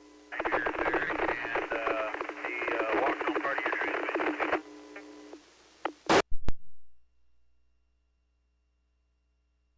I just said you headed back home, I guess.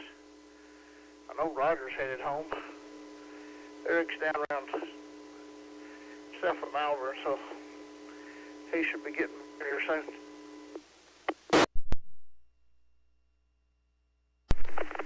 Yeah, I just passed out for exit 99. We're on the north side of there on 30, so trip's going good. Went all the way down to, I can't even think where I went to. Down past Caddo Valley and all that in Arkadelphia. But we're making the trek back toward Conway.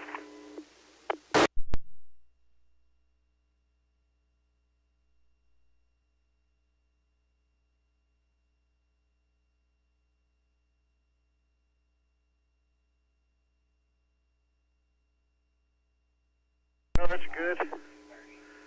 Roger, I guess got another day made. You headed to the house? Yes, sir. Yes, sir. We got nothing in the hip pocket. Calling it a day.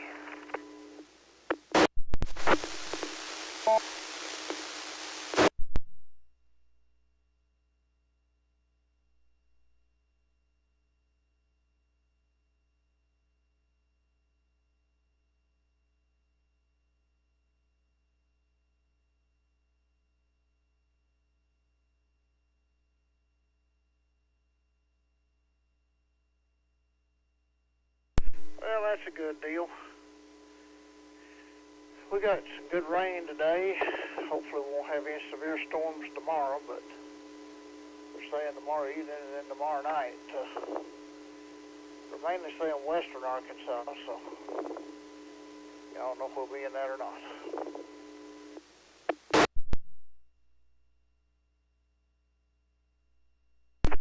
Everything I've seen so far, without looking at weather data from James Bryan and a couple others, show pretty discrete supercells out in Fort Smith, Tulsa, and Oklahoma City around 7 p.m. Shows going south of Russellville through probably Bend and Bryant, down through Pine Bluff, Texarkana.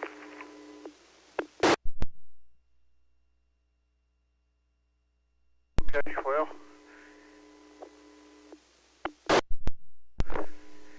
means we'll probably have some kind of watch anyway. Maybe it'll miss us if it's south of Russellville. I don't need any storms. I can't hear that Mountain Magazine 3.5 repeater when they have their net up. I thought I could hear it better, but I can hear the 09, but I can't hear the 3.5.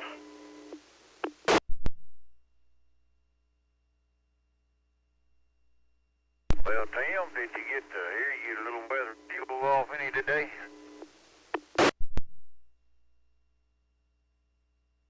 No, we didn't have any warnings or watches for us today. Okay, well, I got mine set to all. That way, even if y'all get one up there, it'll still go off at the house. Anything sent out a little lot. That way, usually, if it's can, I got 5 different counties in it, but I just wanted to make sure it worked first.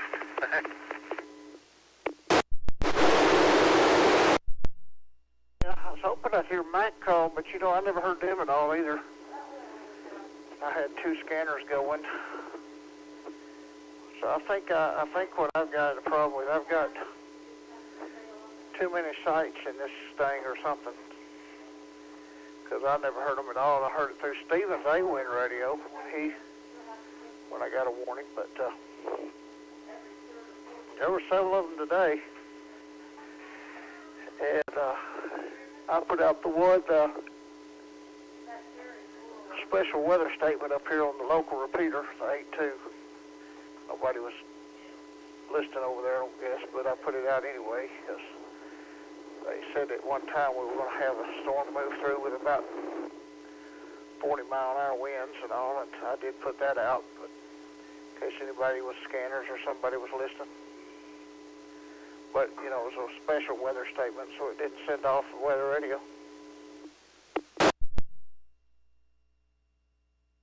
Yeah, I heard 3 or 4 announcements come over Mac call. Of course, like I said, like Stephen, we got the A5FM radio over there, so it probably... I remember Kelly's old scanner he had up there. Of course, it looks just like the one we got now, but a lot of times I'd hear Mac call talking on the A5FM radio, and his scanner would just be skipping it every time, and then the next time he keyed up on Mac call, he'd catch it, you know, so it's just a kind of a hit and miss on the scanner there. Yeah, that could be caused from having too many sites scanning in there. Trying to think control tower sites. N5EWC mobile. Yeah, that's true. And that's what I wasn't sure what control sites I needed, so get one scanner programmed, I can do the rest of them. So I want to get my 7550 programmed up and UHF version. I just need to erase what all's in it. Put in my 2 hotspots, clear nodes, GMRS, and listen to a couple public service frequencies on it. Listen to Conway County, Marlton, PD, and Cribs. I don't know, they probably just use light encryption. So. And I don't know about the fire department in Conway County. Their DMR, so I could hear them. So get that all going again. I used my radio. I got a new case for it. Guy didn't charge me anything. Tried to pay him for it. Put a brand new case on the 7550. So I thought that was a good deal. And so it's just like a new radio now. I got it. And, of course, that 2500 I got that you fixed up for me. We don't have any P25 up here yet, so hadn't really been able to use it on anything. Have to get it programmed up for the hotspot.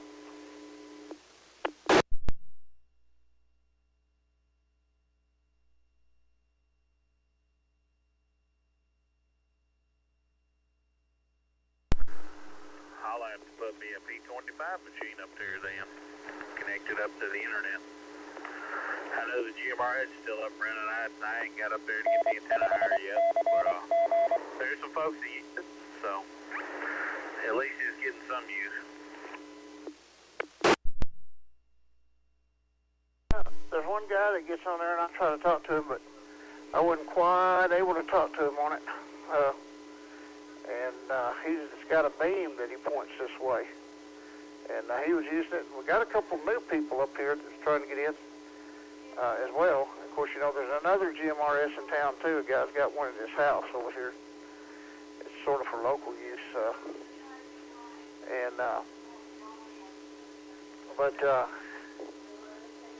You know, it's not very high up or anything.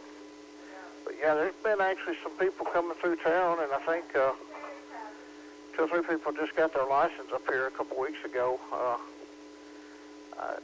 was actually able to talk to them. So it's getting a little use.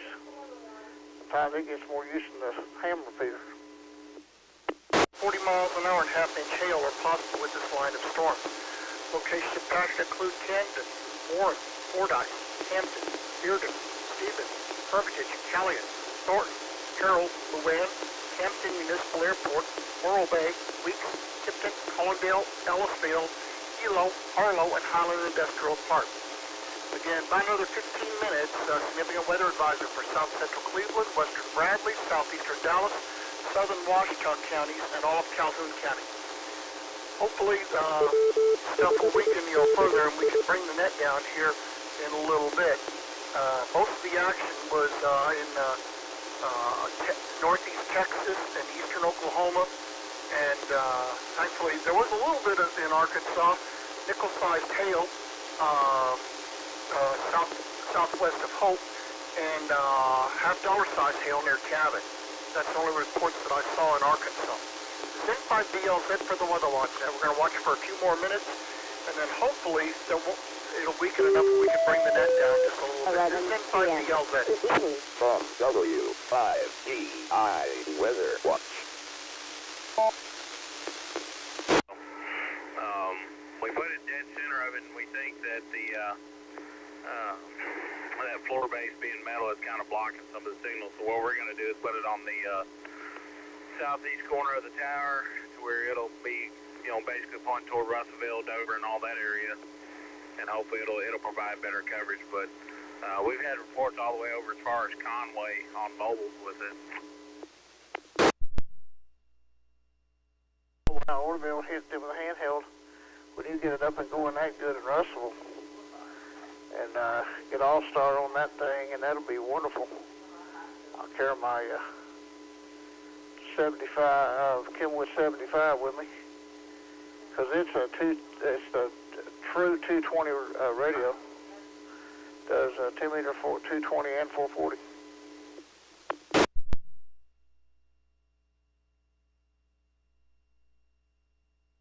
Yeah, like I said, we got to do some work on some stuff out there, but it's no biggie. 10-5 EWC. Roger, you still in there? If so, go ahead. Oh yeah, we still in there. We just ran and listen to y'all talk and have a confidence in there in between. Following there.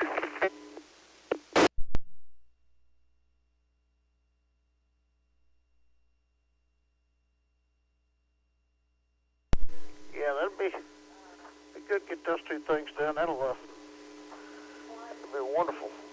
Have All-Star, and Larry, KF5MLP, has agreed to put All-Star on his repeater. He's got a Yaesu fusion machine. It's one of those, whatever it is, DX2 or whatever.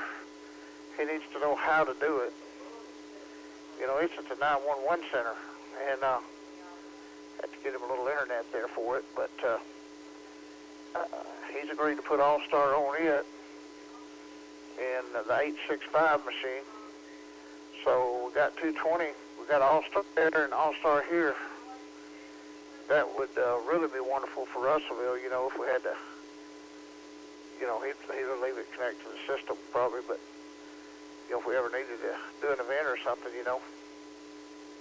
So we just got to figure out how to get that done. Since he's in Ambers, Oklahoma, I told him that if he puts All-Star on that machine, he'd be able to talk to his friends here in Russellville.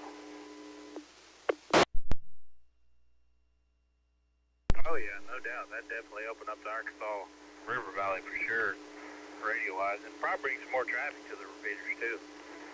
And tell him to get with, I want to say, Justin, W5JD, or George, N5CG. The Conway Club has a few of those Yaesu repeaters, and they've got All-Star, I know, on the 030 there in Conway.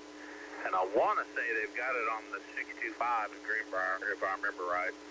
But those be two to pick the brain on for the setup.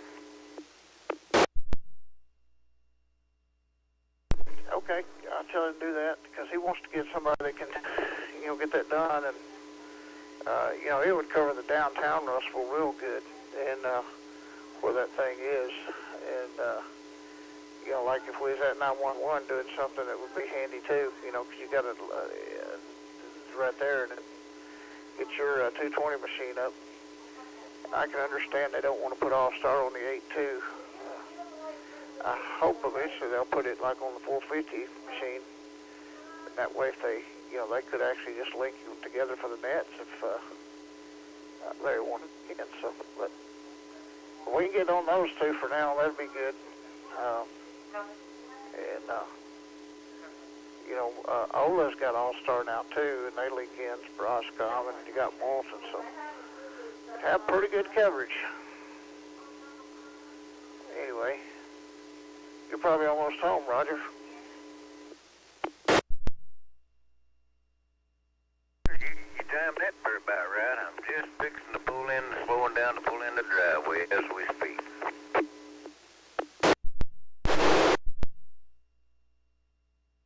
Yeah, we'll catch you after you get all the stuff in the house. K5TL. K4NPZ is back. We'll catch y'all in on the base here in a minute. W5DI. N5EWC mobile. Go ahead, Bobby. We got Eric and N5EWC in here, and Roger's going in the house.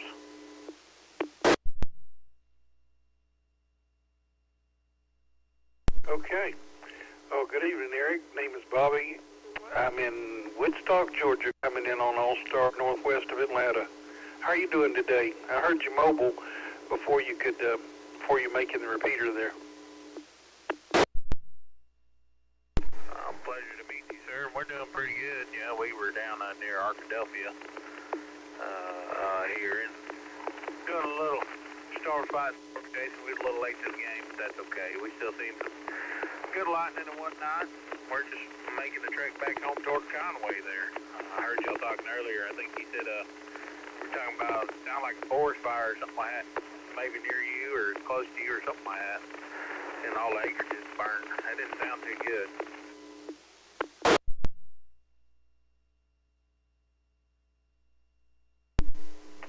Okay. Maybe you know Shane AJ5SJ up there. Good friend of ours. No, it's in southeast Georgia. We're in northwest Georgia. But, yeah, some bad stuff going around there. So, have you met Shane before? Eric, do you know him?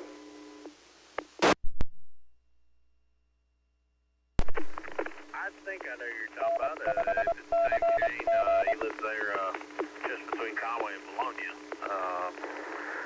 I may have. I didn't hear the fall time.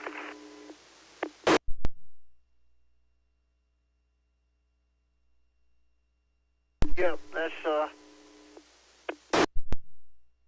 Shane. You know, he's actually on a cruise right now. We talked to him on the ship, so sure did. And by the way, Eric, we've actually got John, the B5EHS, on All-Star now, and he's sounding good. Got him a node built there at his house in Conway. So we finally got him in the 21st century. I don't know if he'll ever move back to Russellville. That may be the 35th century, but we do have him on All-Star. Yeah, I know Shane. He's a great guy. And I guess y'all talked to him through like a hotspot or something like that on the ship. And yeah, that's you better mark that down in the history book, getting John on All-Star. I was surprised he took time away from FG8 to go ahead and complete that feat. N5EWC mobile. We got him excited about it. Larry excited. We just got to get some stuff going up here to keep Larry and them excited about it. We got the rest of them excited. So, but yeah, John sounded good. Shane's using a little N5CG on the ship. It's a little Wi-Fi device, and using it with the GLI router.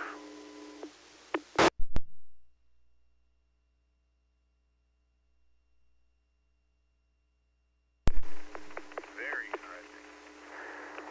To the other fellow there, Georgia, you got to forgive me. I done forgot your name. Go ahead there, sir. Yes, sir, I'll do it. Name is Bobby Baker, Oscar Baker, Baker, Yankee. Well, I want to change the subject just a little bit.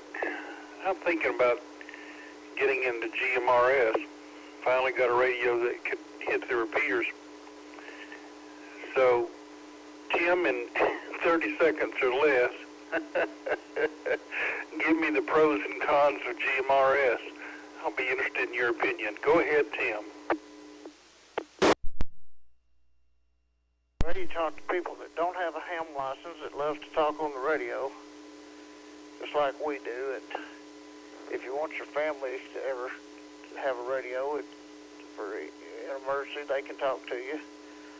So, I don't know, you just meet a lot of good people on the networks, and it's just another tool in the toolbox if you need it. Have a good time. What do you say, Eric?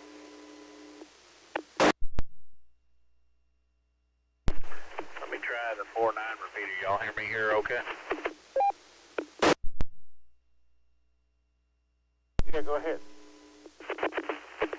All right, N5CG 49. Yeah, GMRS is really good. Like Tim said, I back up what he says. Sometimes on the cons, you may have somebody that gets on there that isn't licensed, or somebody has a bubble pack radio and somehow figured out how to enable the repeater function. But other than that, it's good for you and the family. Everybody doesn't have to get a license. They can get one license. And it is.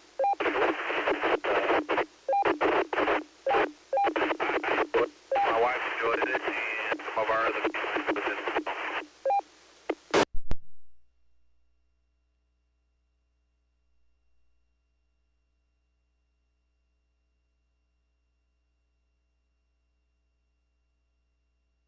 We got some of that, Eric.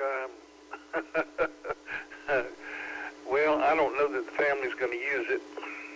The wife and I are usually together, unless we talk across the room to each other. I guess we could do that. Well, I'm going to get the frequencies, local frequencies, and just at least monitor and see what it's all about. Never really thought about it, but couldn't hit the machines, from there. So anyway, we'll see how that goes. Good, Tim. Yeah, they're either on 462.600, 625, 650, 655, 675, 700, and 725. So figure out the repeaters you can hit, with a tone so somebody can get them for you. I could probably look them up on my GMRS. I'm sure they're listed. So you go to mygmrs.com, and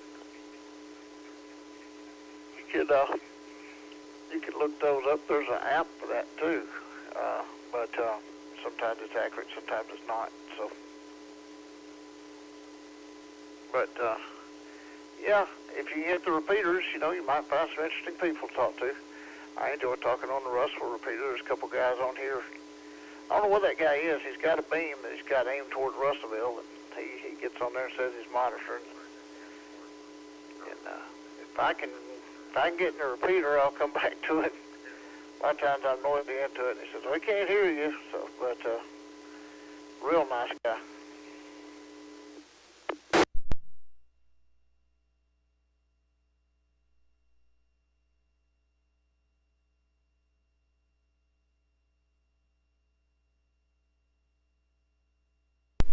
I take it the GMRS repeaters don't have as much coverage as the ham repeaters, KJ4 GDN. I thought of being in the GRMS too, just to meet some new people.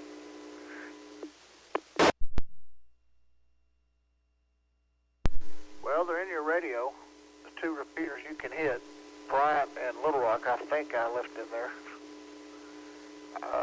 So I don't know that you can transmit. You may have to turn that on, but I might have taken them out, but I don't think I did when I sent you the code plug in the Little Rock zone.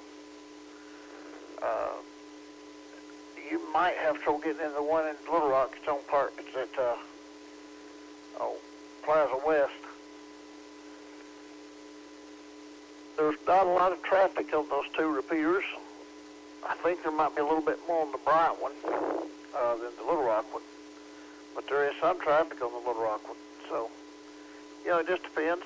And it just depends on where the repeaters are. I mean, like the Russell repeater works really good. when he gets it up the height he wants it at, it's going to be probably one of the ones around here. So it just depends on where they have the repeaters.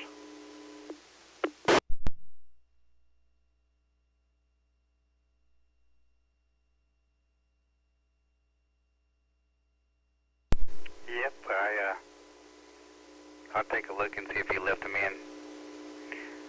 I also talked to Scott some more about the Optimus radio over the POC. Trying to get some information about the beeps and different things. It uses a CPS software to program it too, which is nice, so it hopefully should be accessible. At least that part of it.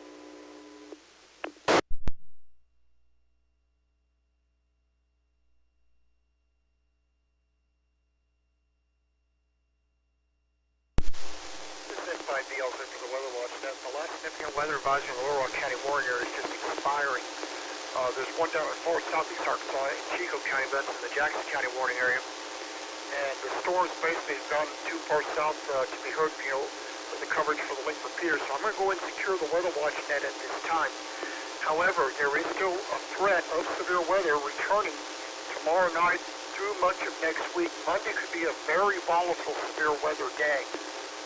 With a cold front coming through the state Monday night and Tuesday, but then there's still a chance of storms all the way through next Friday. So stay safe, healthy, weather-aware, and radioactive. Have a reliable way to receive severe weather bulletins, and have a prearranged plan, of safe action to get to safety if severe weather or flash flooding is seen or if warnings are issued. But for now, we'll go ahead and secure the weather watch net and return all systems back to normal use. This is N5VL then. Weather watch. 4 o'clock over in western to central Oklahoma, and as the day progresses, it'll turn into probably about 5 p.m. to 9 p.m. for east central Oklahoma into west central Arkansas. Well, not central, but west south Arkansas. But I'm gonna step back out of here and let y'all conversate there and visit. I'm gonna monitor. Let's see here. K5DL from N5EWC. And Bobby, forgive me, I do not remember your call sign. We'll say 73 for now. This is N5EWC.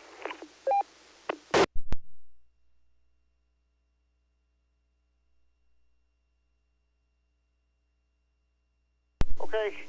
Thanks for all the stuff you're doing up here in Russellville, and we'll get together sometime real soon, and all of that. And Bobby, you'll have to.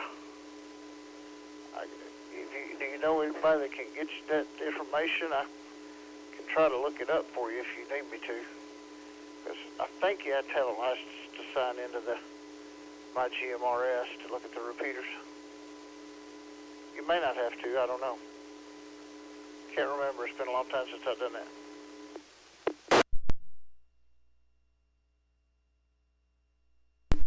K4NPZ in the group.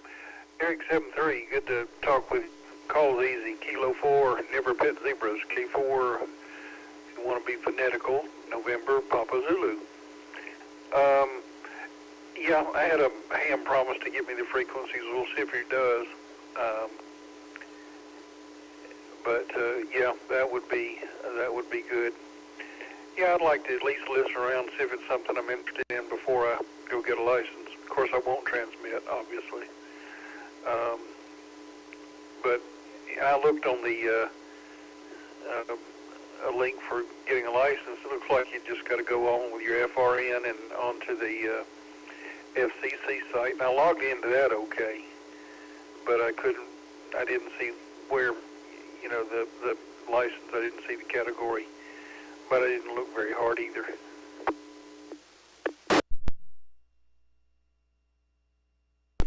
Yeah, I'm sure Steven can help you with that. He built out a bunch of those, and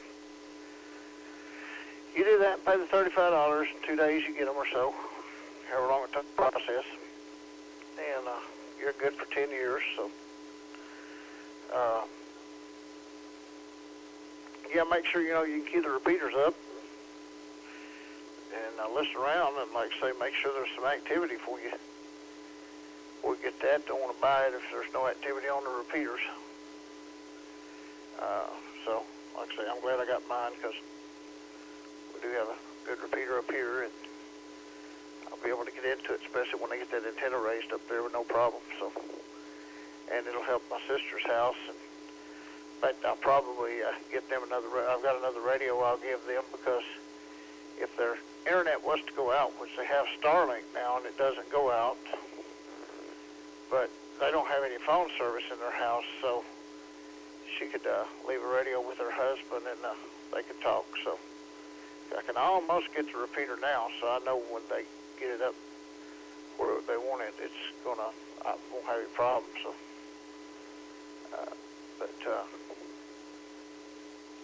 she's got a GD77, and I've got a couple TID radios, the H3s, and I got an H8. So, and I think I've even got somewhere the little Radiolity GMRS radios.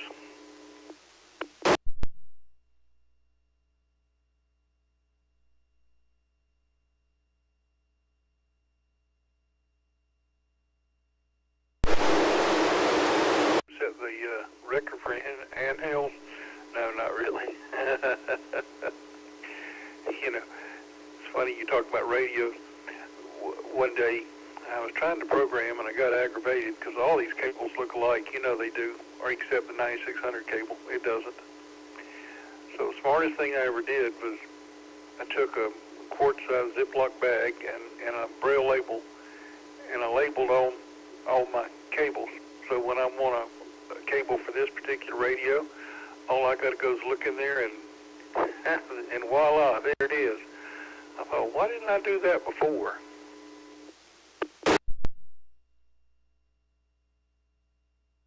In Pennsylvania, we had 3 GMRS repeaters, and at one time they had them tied together, and then they decided to not do that, which was, you know, but it had really good coverage in the town, and then in Phillipsburg, so where my in-laws live, and then we had another repeater on Rockton, and we had more GMRS traffic, and even when none of them was on the internet or anything, but there were more GMRS users than there were hams, and there was more hams on the GMRS side, simply because the repeater worked better. And the GMRS repeater and the ham repeater run off the same controller, the A5FM 210. So I got several radios because, you know, if I was out, I could give father-in-law one, or in fact, they still have one at their house. And I told them, well, if you ever lose power or need something emergency, you know, get on that GMRS and somebody will help you.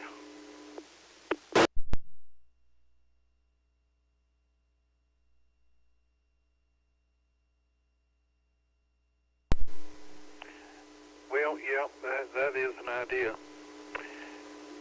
Well, it'd be interesting to see what kind of traffic there is and all that. So, because I think a lot of the GMRS are hams, or at least I'm sure there's some percentage of them that are hams. Speaking of GMRS, there's a proposal out there. I heard this on Byway 2A radios, and I've heard about it before. They're proposing to the FCC that they acquire 17 GMRS channels, new GMRS channels in the VHF bands, because when they tried to do the storm recovery for North Carolina, the people had VHF and they wasn't able to talk. So they're proposing to the FCC to give 17 channels GMRS band. The first 5 channels will also work as FRS, 2 watts. And the first 10 channels, I think, are going to be 100-watt output, and 11 through 17, I think, is 200-watt you're limited to. And the proposal is, and they found all these frequencies that are not used anymore in the 40 to 30 to 50 megahertz range. A lot of them have to do with the cordless phones and the baby monitor frequencies, which none of them are used anymore.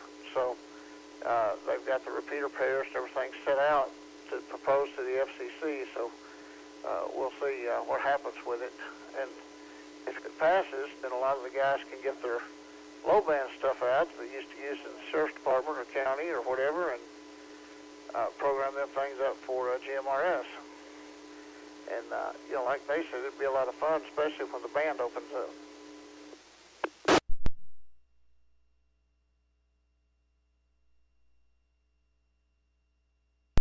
K4NPZ. You know, I've never listened to the FRS frequencies. Never even thought about it.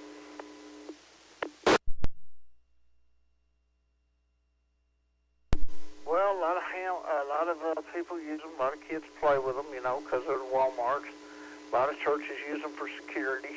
Some stores use them. You'd be surprised. Hotels use them. Restaurants, and you know, you can use them 1 through 15, and then of course 16 through 22 is your GMRS in the GMRS radio. So. But I think it'd be neat if they do this low band stuff. That would be a little exciting, you know, something to play with, like you said, and use some equipment that's just been laying around that could be used for something. Go ahead, Jeff.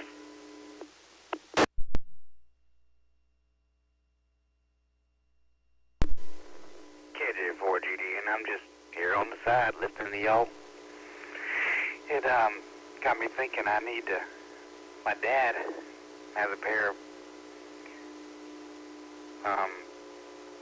I think it's FRS walkie-talkie radios. I need to see what he's got, just to know. He said they were 10-mile range. We need to look at it. Just cause.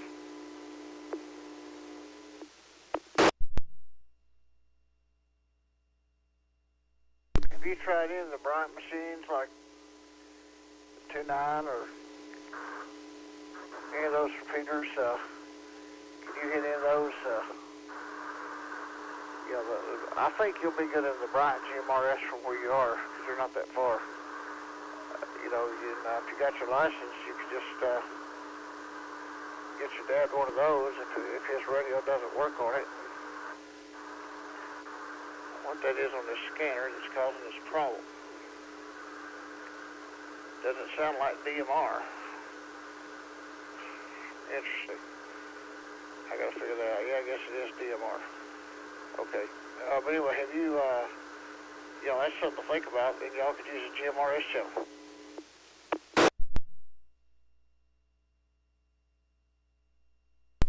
Yeah, that's true. I have to give them to pull them out and see what we got.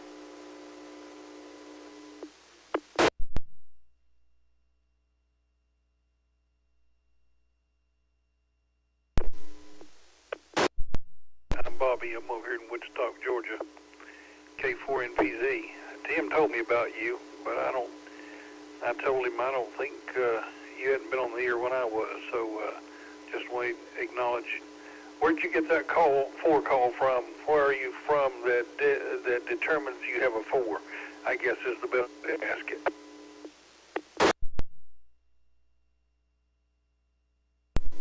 Yes, sir. I don't like petting zebras either.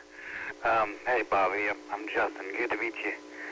It's Kilo Juliet 4, because I'm originally from North Carolina. Golf Delta November. That's where I got it from, and I had it since, roughly 2009. I used to be back on IRLP in the day, and then I just dropped the hobby for a little bit and got right back in, but I was in Arkansas, and I wanted to keep that call because the 4, it just means it's southeast.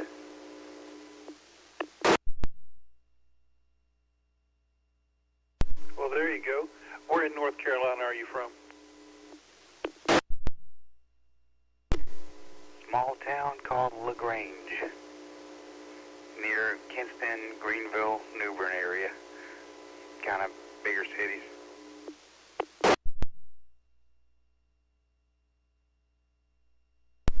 So how far is it from Moxley, North Carolina?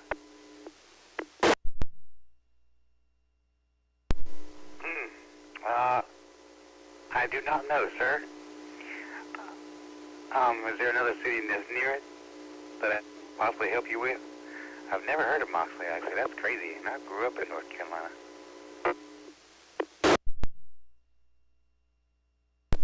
Yeah, it's more of a joke than anything.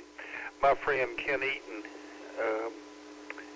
is from North Carolina. He worked at the IRS with me. And, of course, he lives here in the Atlanta area. We worked together for years and years. But I always remembered he was from Moxley, North Carolina. I believe that's, where is it? It's about an hour from Charlotte, but I'm not sure which direction. Greensboro, that area, I believe. Don't quote me on that one. All right. That gives me a little bit of blind geography. No pun intended. Charlotte, 4 hours away from me in LaGrange, and then Greensboro is 2.5 hours, 3 hours away. So kind of, I was on the East Coast, about an hour away from Atlantic Beach. Maybe an hour and 15.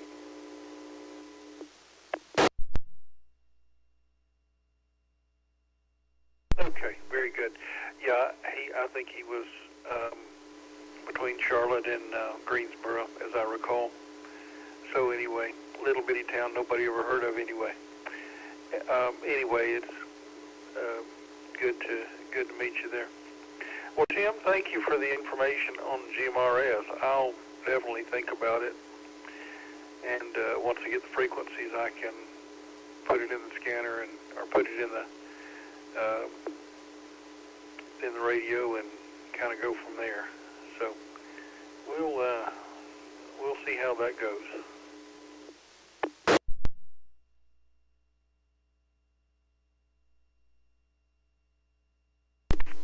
Well, it's nice to meet you too, Bobby. I'm running a clear node over here. Just connected to All-Star. Actually connected to Kelly's node, W5RHS. That's kind of how I get to the system. He kind of stays linked a little bit, so.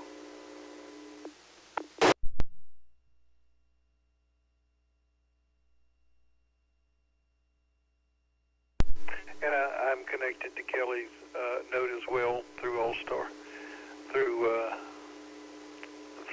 Well, I'm not on the clear node today. I'm on the other node. So, yeah, works out real well. Makes us sound like we're right next door. Roger, you done fed Lulu and got settled in there? Yeah, well, actually, I left work almost mid-shift, come home and got her. Boss told me, said, well, if the electricity's out, you might want to run and get Lulu and bring her up here. So I come home, got her, and took her back to work with me. So, yeah, she done eat. She curled up behind me in the recliner here, sound sweet.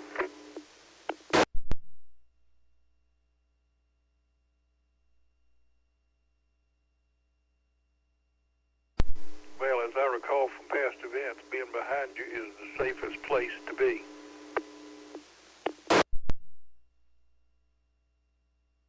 Oh, yeah, you probably got a point there. Unless he farts, then you gotta smell it.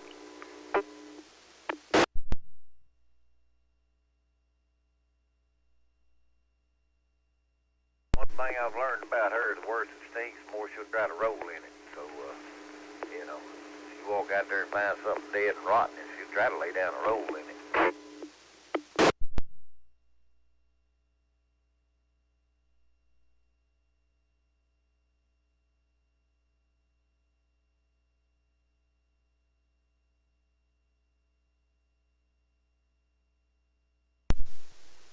N5CG.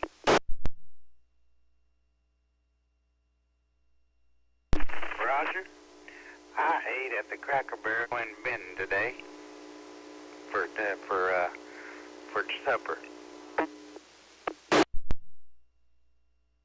I know that's some pretty good eating. I ain't never been to one at Fair, but I go to one at Hot Spot or Arkadelphia every once in a while. One over in Hot Springs, and they got some mighty fine in there, let me told you.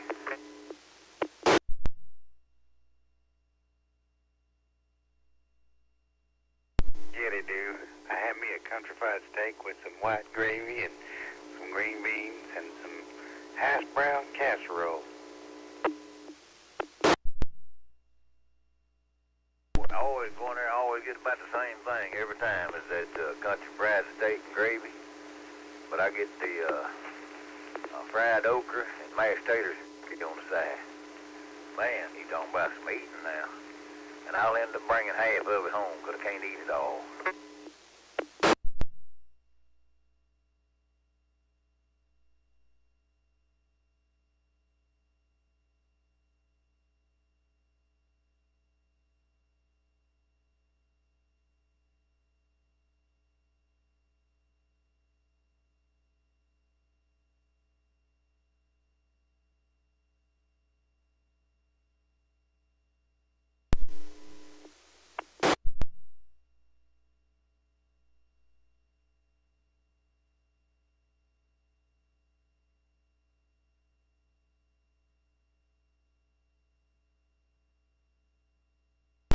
I tell you one restaurant I do miss, and I know Bobby in Georgia there has it.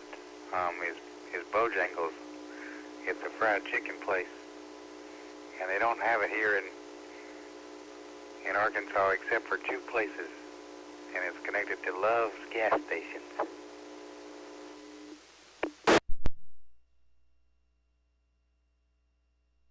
We do have a Bojangles, that is for sure. They got ours. You get those bow rounds. Oh my goodness we gracious! don't have the Bojangles down I like here. those. That is not one of the. It You know, ain't it's okay for biscuits, and there are better chicken places to me. If I was out eating breakfast, you know, that might appeal to me. But it's not something we go very often. Of course, we got Whataburgers. They're good. And but yeah, we've got Zaxby's for chicken, and oh goodness, what is the name of that other one? Cane's. That's not bad. But yep, I do know Bojangles. We do.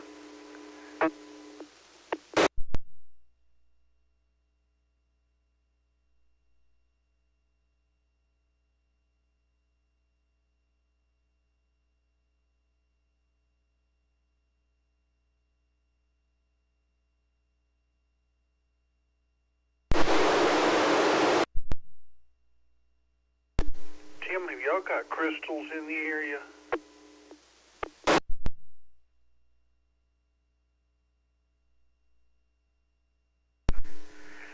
No, not up here, we don't.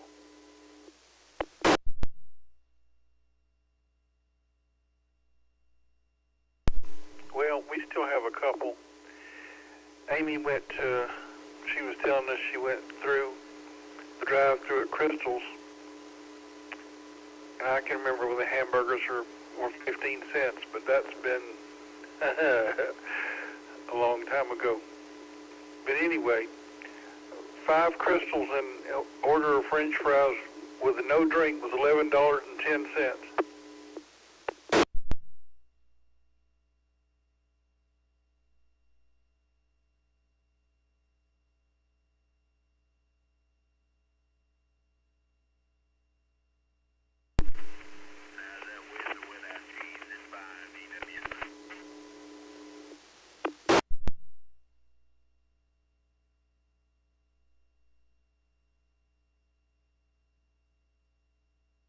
Remember when Crystals used to be a quarter?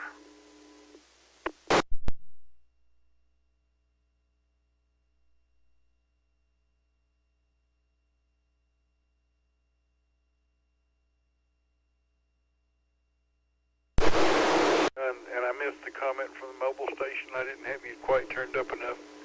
Yeah, but I'm older than you are. We had one next to the school for the blind in Macon. And I walk in, and this is honest to goodness truth. I'd walk in, and I was a frequent diner at Crystal because the food at the school wasn't any good.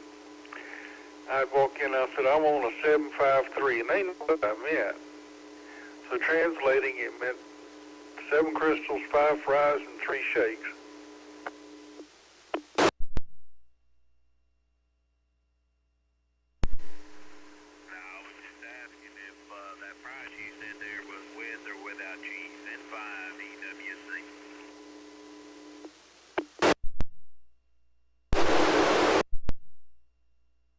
I got you there, Eric. I didn't have you quite turned up. That was without. And let me see. That was 19. Let me see. Of course, and I'll date myself, but I do it all the time. We graduated in 1971 high school before some of you guys were born. Most of you guys were born. So that had to be in the late 60s or early 70s. Yeah, that was without cheese. Seems like the hamburgers were 15 and let's see, French fries were 15 and the milkshakes were 21, as I recall.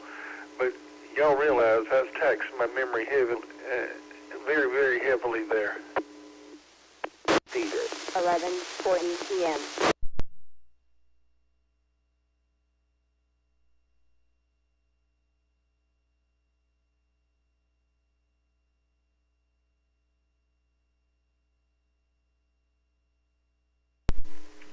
Let me really pick your brain here. My friend that's riding with me here, she says, how much would a box of crystals cost, if you remember?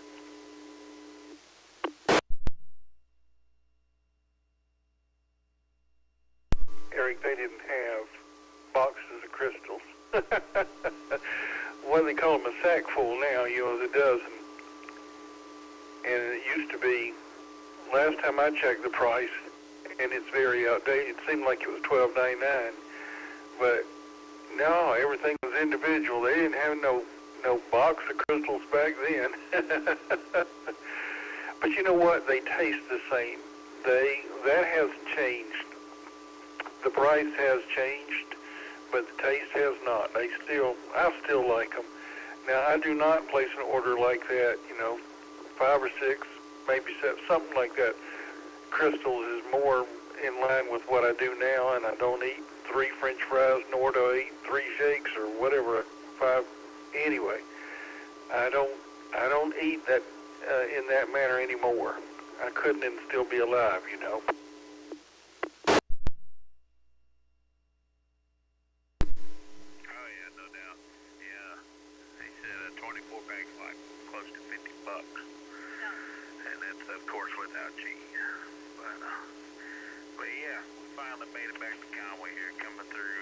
K5TL, K0, LJS. N5EWC mobile.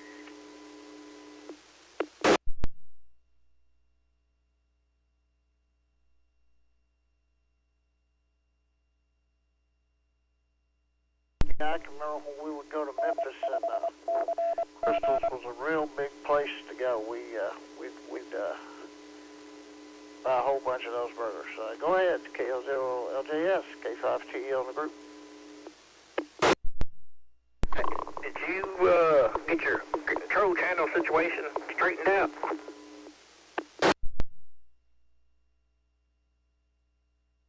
No, not yet. I hadn't had anybody to look at that. I tried to look at it on the Central software, but I never did get it straightened out. Just email me the code. I'll look at it for you. Yeah, I'll try to do that. I'm not sure how on that Central software if it'll let me do that or not. But I think it'll just let me export the favorites list. But anyway, we will check that out though. You can't save the entire code for I'm down that trying to scanner. get logged in here to this site, see if I can find any of the repeaters for you.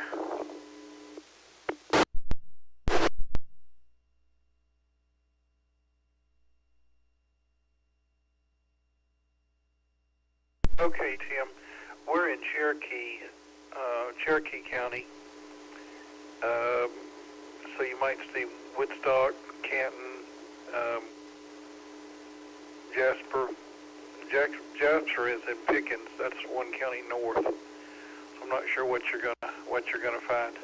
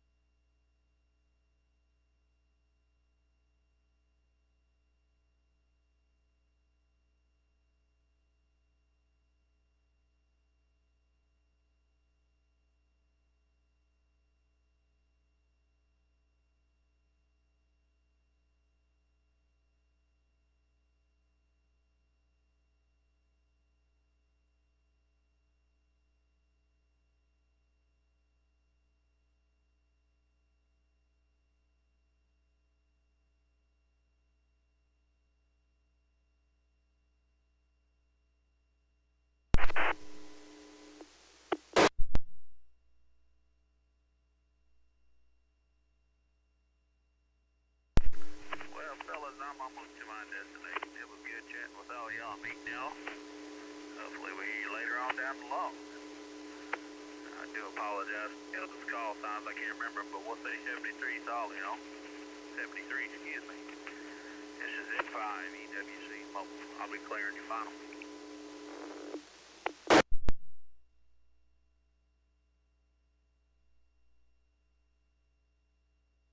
Good to talk to you there, Eric. 7-3, K4NPZ. Good talking with you, Eric. KJ4GDN 7-3 to you.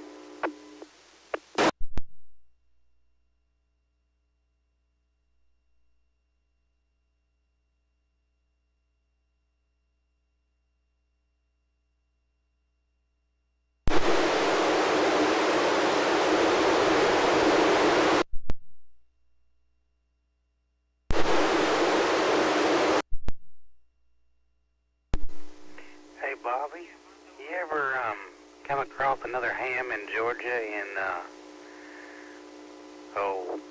he used to live in Winder or Good Hope. His call sign was N5CG. His name was Joe.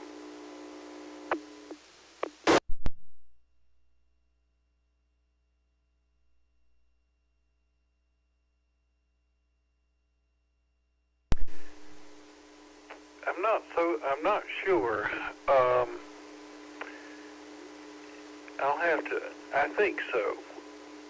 My friend Keith Morris is over in East Georgia, in Thompson, and I know he was talking with a ham over in that area about one of the nets that he was in, one of the traffic nets or something that he was in. So that could be him. So I'll check on that.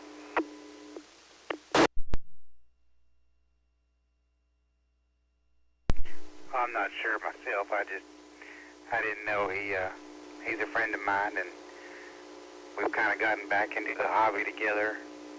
And he got an all-star node put up and linked it all in, and we got these same radios, the UV390s, programmed to talk and all this stuff. So I didn't know if you had come across them.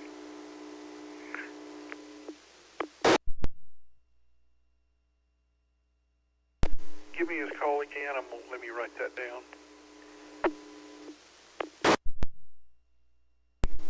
His name is Joseph, and his call is Kilo November 4, Charlie Romeo Charlie, KN4CRC. Again, that's Kilo November 4, Charlie Romeo Charlie, out of Good Hope, Georgia.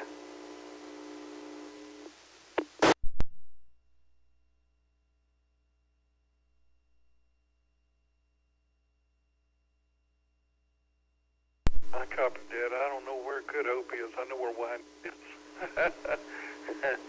That's probably an hour or so from here. That's over almost to Athens. So, yeah, I know where that is. I got it noted. I'll see if that's the same person that I was talking to Keith about.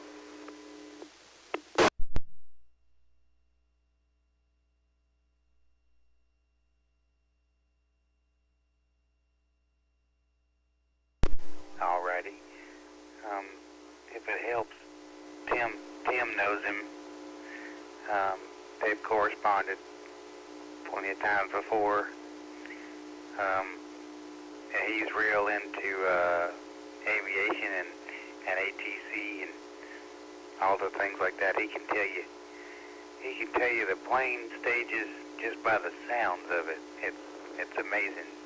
You know how people can tell you what kind of vehicles are by the sounds, and he can do the same thing with the plane and tell you the landing stages and the takeoff stages as it happens. It's pretty nifty.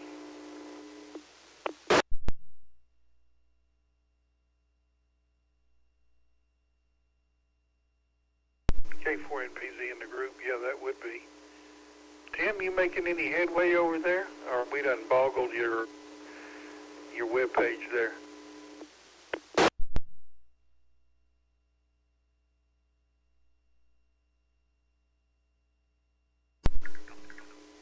Yeah, I'm looking at the repeater book now. I tried the GMRS thing and it didn't work. There's a 462.575.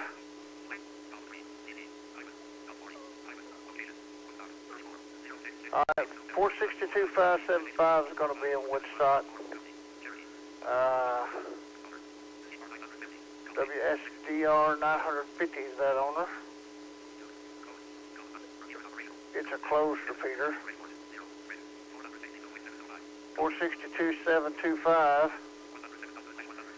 107.2, that's probably your open repeater. 462.725. Well, that's Camden, Pimela, something mountain. It's in Cherokee County. You might hit that one.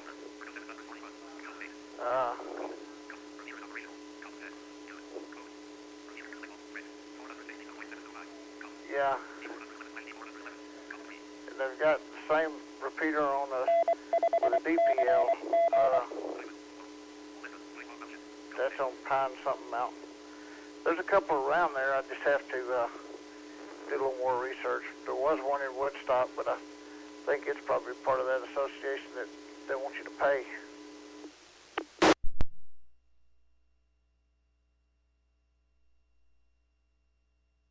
Okay.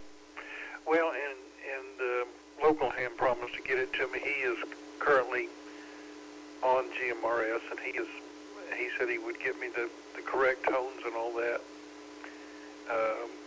and tell me the one to get on and tell me the one to stay away from. He's not too much in favor of the closed club.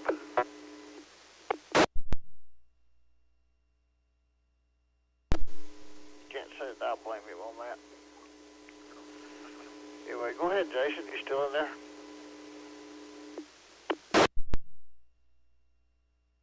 Yeah, I'm still in here. As far as I know, GMRS has set frequencies and set tones per channel. You can't change them per FCC guidelines.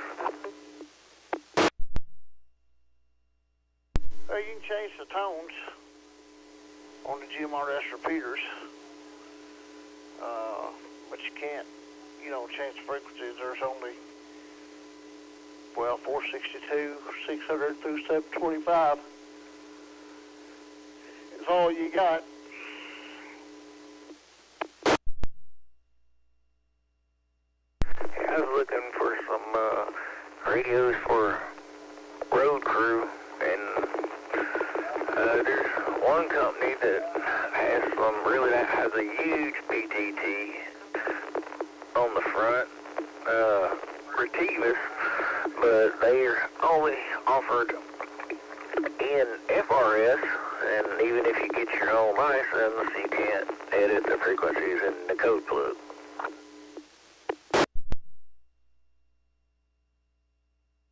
Yep, there are some radios out there like that. Sure are.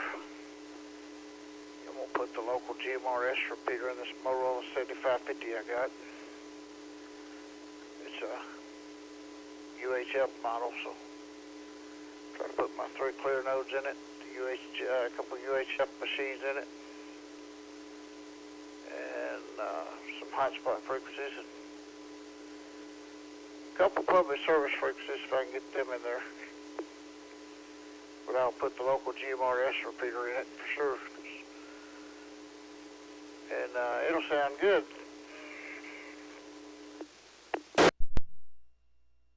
Yes, here, this is the RB, as in Romeo Bravo 48 Pro. That's what I was looking at.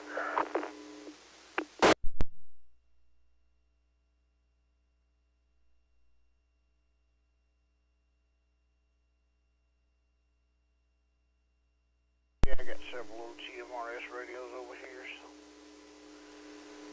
don't use them all that much, but anyway, because the ham radio will do that too. Got that big, beautiful PTT on the front, though, for people with gloves.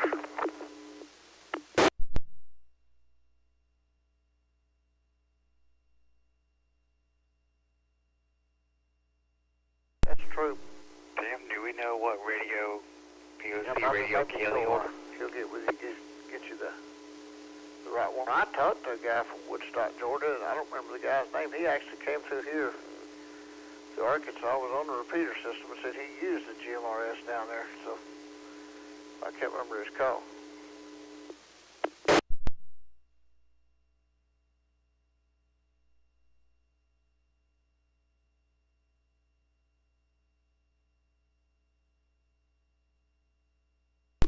Tim, do we know what POC radio Kelly ordered?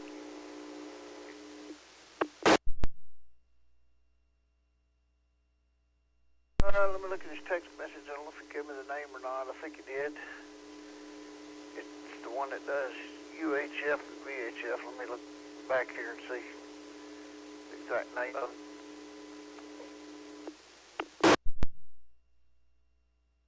He got the Optimist. The Central A.R. Radio Emergency Net W5DI repeater in West Little Rock.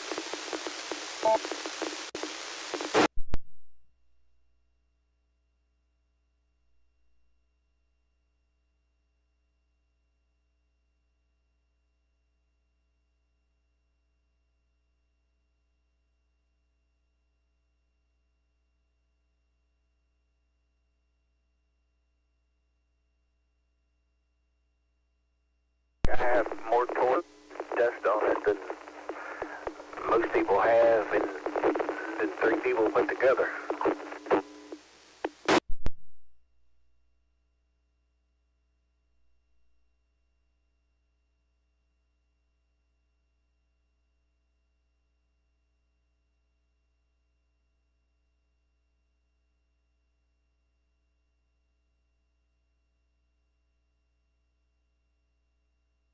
He didn't say what model, but that's probably the one that he ordered.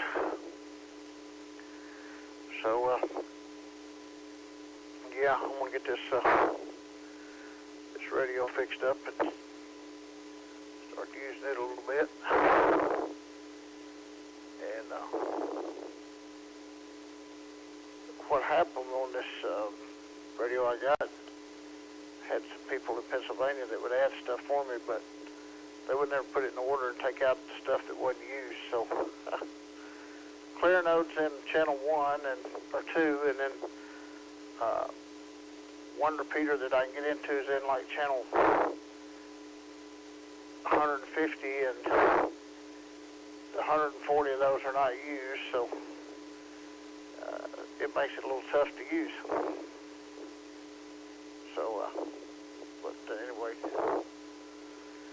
get that figured that out. My wife's got one. I probably, well, I might go ahead and program hers up.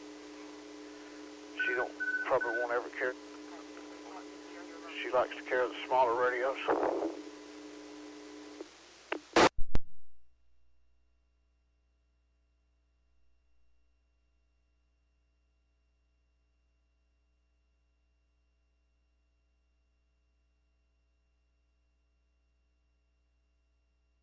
Speaking of smaller radios, remember that guy we were talking to on the simple PTT that used that watch communicator? That was pretty cool.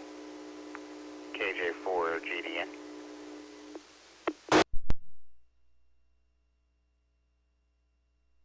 That was pretty neat.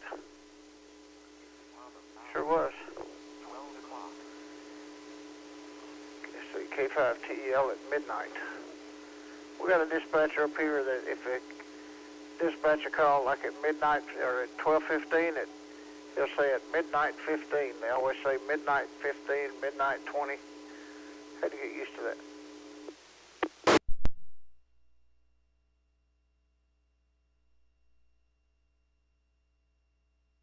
I guess it's got a ring to it. If yours does at least, K5TEL at midnight, that's got a ring to it. Mine just don't sound right. KJ4GDN at 12 and 30 seconds.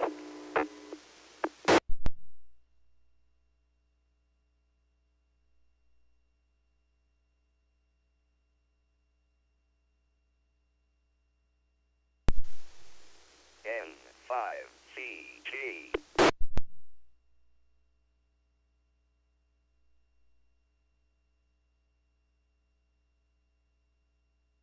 Yeah, when I dispatched for highway police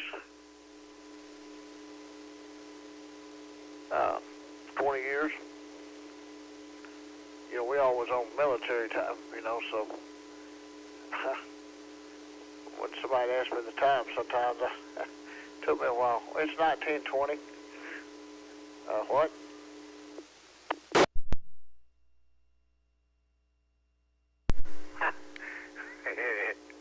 I mean, yeah, that works.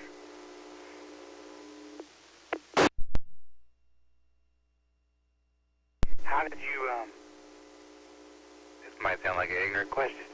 How did you dispatch for police? Did you not have to look at, I guess 911 centers are different. You got to look at all those screens with the visuals and the tracking, right, and the maps.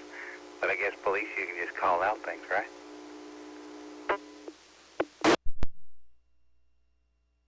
Well, we were lucky back then. Highway Police and Highway Department did not have a CAD system. And when I first started, the console was set up. We had 16 channels. 10 were for the Highway Department, 11 through 15 were Highway Police, and they were broken down in districts, 1 through 5.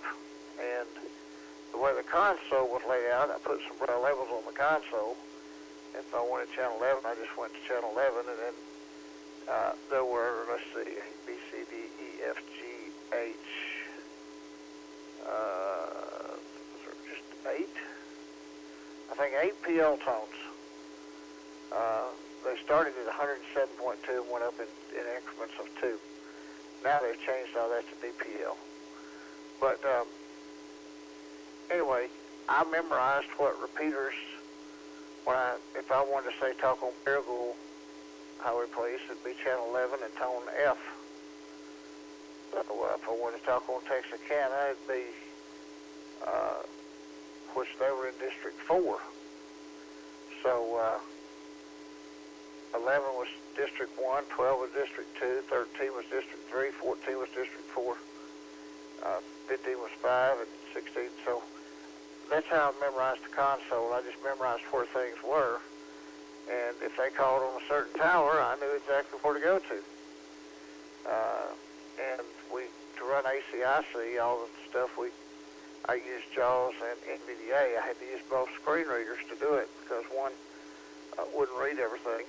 And then I had a braille printer set up. If I needed to really print something out, I could print it out and read it. I had a braille display, a 40-cell braille display, so that's the way we did that. It went through a lot of those Radio Shack talking watches, tell the time.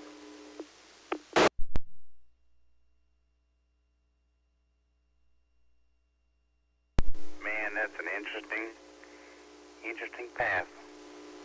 It's fascinating, all those equipment, so now I assume the CAD stuff's not accessible because it's all visual and map tracking, right? At least that's what I've read. At least 911 dispatch would be.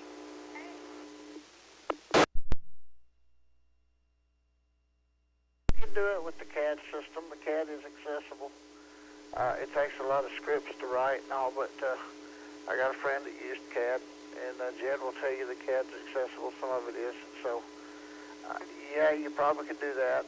It's just a way. It depends on how they have their radios interfaced. You know, I don't know if some of the newer CADs would be or not. So, it would be really a hard thing to do now with all the different screens that they have and stuff you have to do, and a lot of stuff is not near as accessible as it was. So, and then after that, I did volunteer fire dispatch for several years with a couple fire departments. So, and that was a lot of fun. But anyway, yep, I had to be able to listen to the radio, answer the phone, talk to people, and run stuff at the same time. Do about 3 things at once. Go ahead, Bobby. K5TL.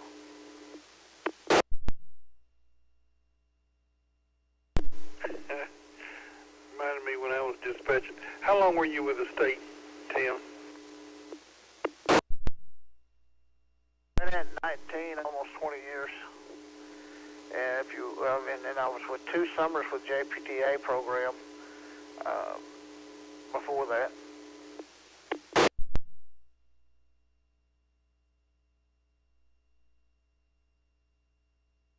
Did you get your state retirement? KO0L2. Yes, sir, sure did.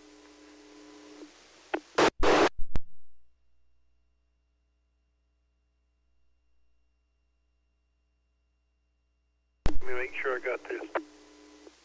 I don't think I doubled once today. So, gee, that's anyway.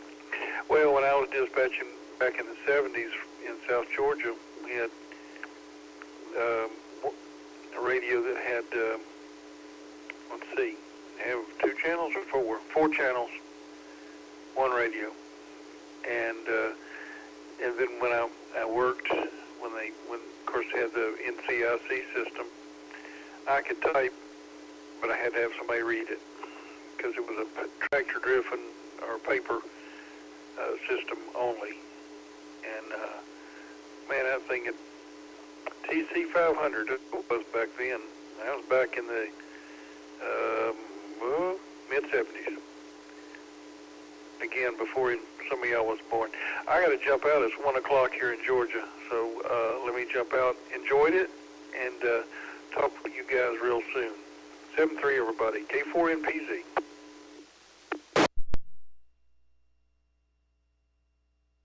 Yeah, just like there. See you later. Probably good to talk to you. Yeah. I didn't have any problem with ACIC. I could run things. And if it's still the same command, I could still sit down at the terminal and run a driver's license or a vehicle. But I'm sure they've changed the formats. It's probably not QW and QV and QH and all that anymore. So, or QWI. If you want to run both. So, some things you just don't ever forget, you know. But sure, all that has changed now.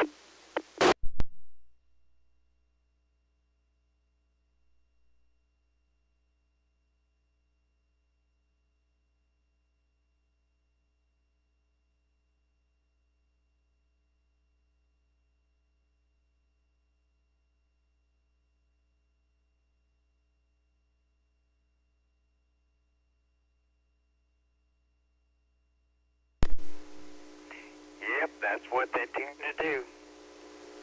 One or the other, and it's kind of bridging the gap now, but still, sometimes it's one or the other. Will do better than the other one. Oh, that stuff's fascinating. That's pretty neat. We need to get my hands on some of it someday and see what it's like. It just calls. But I don't know.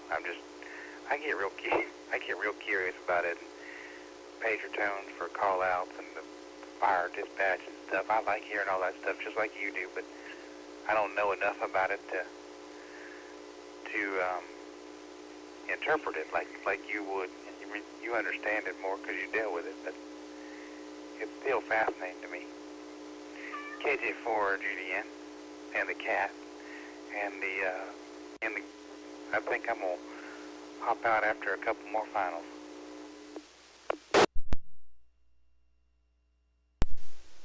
Well, those sports things That's basically a web interface that we switched over. sends those commands on the back end. How the system worked, how the zones were laid out in the radio, you know, what the talk groups were, like all radios MAC, third zone was MAC channels, what they were, what your different,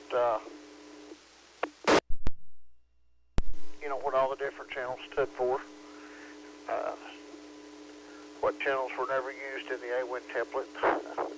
Like they had Arkansas crime information that was never used.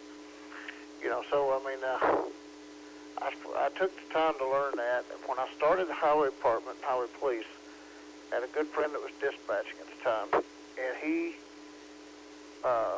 we would get on the phone at night, and he would explain to me how all the radio system worked, how the transmitters worked, you know, the microwave sites, told me where all the repeaters were. He said, because he knows someday you might need that. And I talked to Mark and learn all that. And sure enough, it really came in helpful. So I was really blessed that somebody took the time, several hours, to go over that. And then, you know, I just learned from there all this different stuff about how the A5FM system worked and the highway department worked and how their microwave, where their repeaters were, and so all those things. But anyway, but I miss dispatching sometimes, you know. But man, it's just changed so much now that anymore it'd be really hard to probably go back and do that again. Well, we'll catch you tomorrow, maybe. Hopefully, you'll hear something when your radio will be delivered. That'll be exciting. KJ4 CDN or GN K5TL.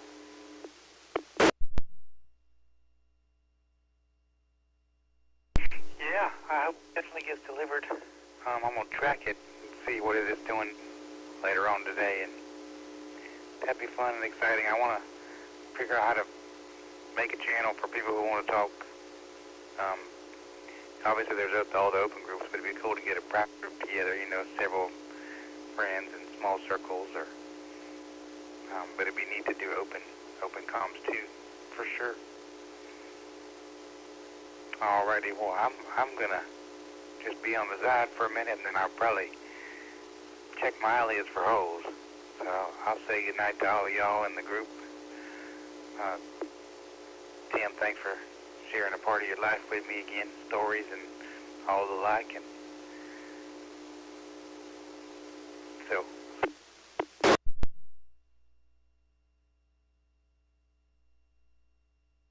let me know what you come up with on that, because the groups and all that'd be pretty neat. And well, let's just see what happens with that. Yeah, it's learned a lot, was blessed a lot. You know, had a lot of good people to work with, and you know, me and Kelly got to work together, and I'll always remember that. That was some great times we used to have. And, a lot of good people that I work with is unfortunately passed on, so I guess I'm getting old, huh? Anyway, we'll catch you tomorrow, K5TL. yep, I know I said I clear, but you said people passed on, you know. You remember WP0 CPR, I remember him showing me his Morse code paddles and talking with him on the ham radio, and he sent me my Sony XDR 100 for DXing and listening for FM DXing and all of that stuff back in the day, and Man, it was an adventure. KJ4GDN. Yeah, and I will have to say this. I always enjoyed talking to him on IRLP. Because when he signed off, it sounded like a race car when it WB0CPR, whatever it says, departing, it sounded like a little race car. And I sure hated that he passed away. We had a lot of good, met him at Lions World Services. It was AEB back then, and I met Carl. He came to there, and I was at school for the blind, and he wanted to set up a crossband on the 8.5 repeater so it could go all over the...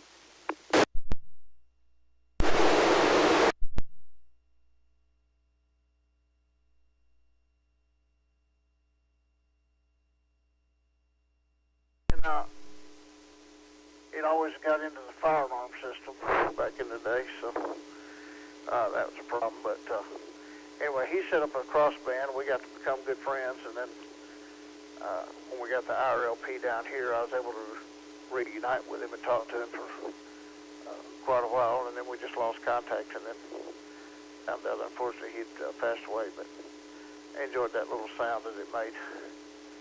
Anyway, we'll catch you later, K5TL. Catch you later.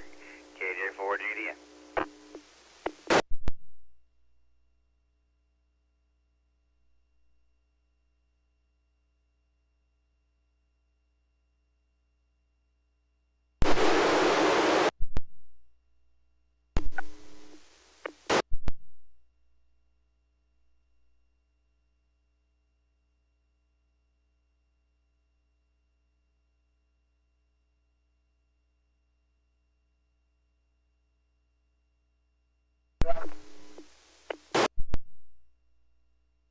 We had a pursuit on CAUHF Road. They jumped out, now got outran on foot, so they're trying to get a perimeter.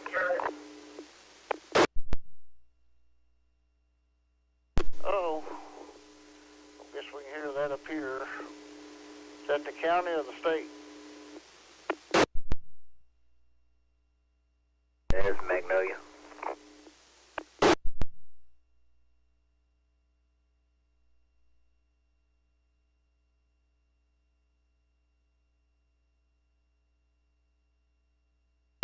Oh, okay. Yeah, they may have a feed. I hadn't even looked.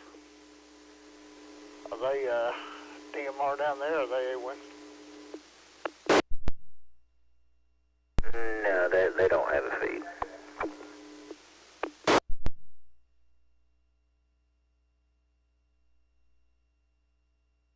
Okay. Are they on DMR down there, or are they on the A1 system? No, they're on DMR. It's got a single repeater in town, but it's where the sheriff's office repeater and fire repeater are too. But yeah, they're just on DMR.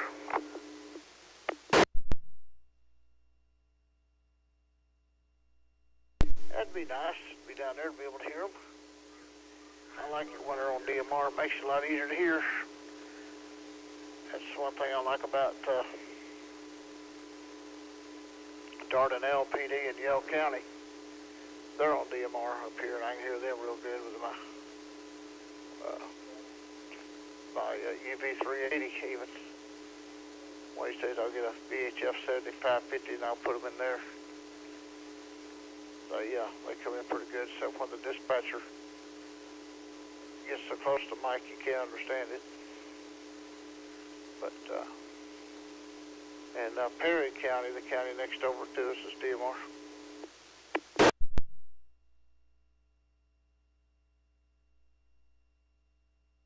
They said that there's no plans or future plans to encrypt it unless somebody puts it on the internet. They said then it'll be encrypted.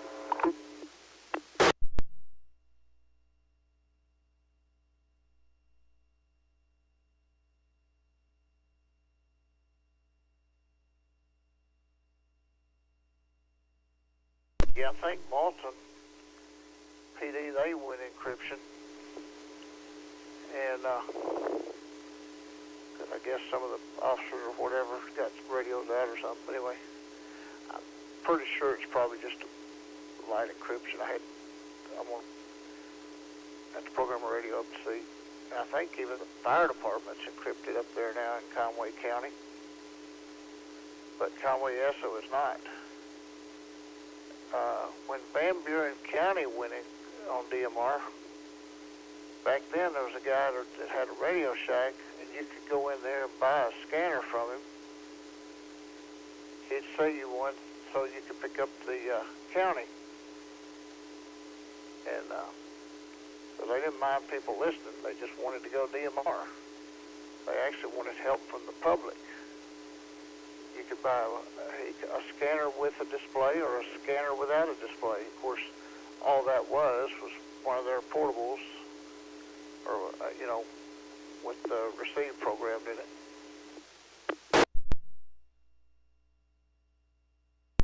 I sold a whole bunch of 7 Connect systems, CS 711 and 701s, just as only said the sheriff didn't care. And he said, if they want to buy one, they can buy one. I ain't trying to hide anything.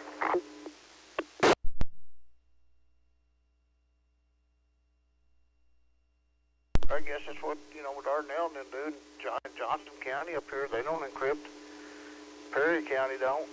I think they're even using Maxons still. So, I'm really surprised that Malta PD and Conway County Fire is encrypted. I don't know that they're encrypted. I know their DMR, the fire department is, or 453.600. But I'm really surprised that the Malton City encrypted.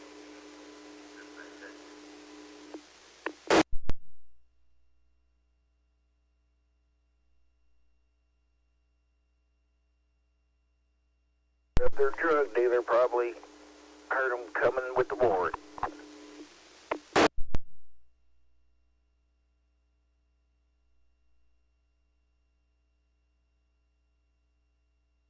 Yeah.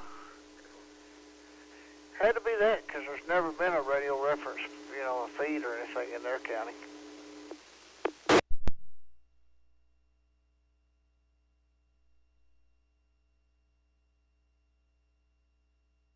No telling, but I'm sure the key is probably just the phone number to dispatch.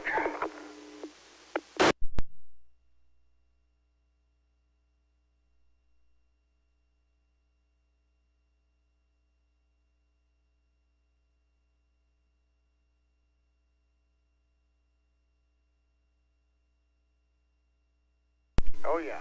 Yeah, it's easier on DMR. It is A5FM. And, Little Rock's encrypted, and especially North Little Rock, they had to do it. And, but just have to see if we can get that. Hear them at least. I can hear the Malton repeater up here real well. I mean,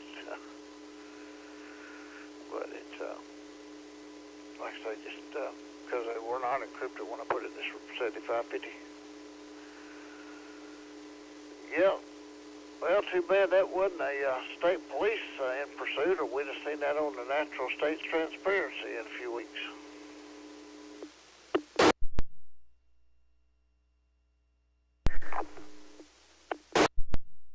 One of the troopers got on there. He's like, I'm in my gym clothes, but give me a second, and I'll be to 19.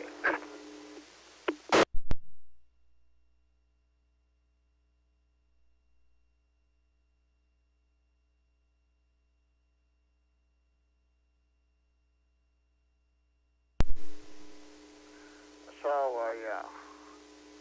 Natural States Transparency today. I guess somebody stole an ambulance out of Memphis, and the state police got involved.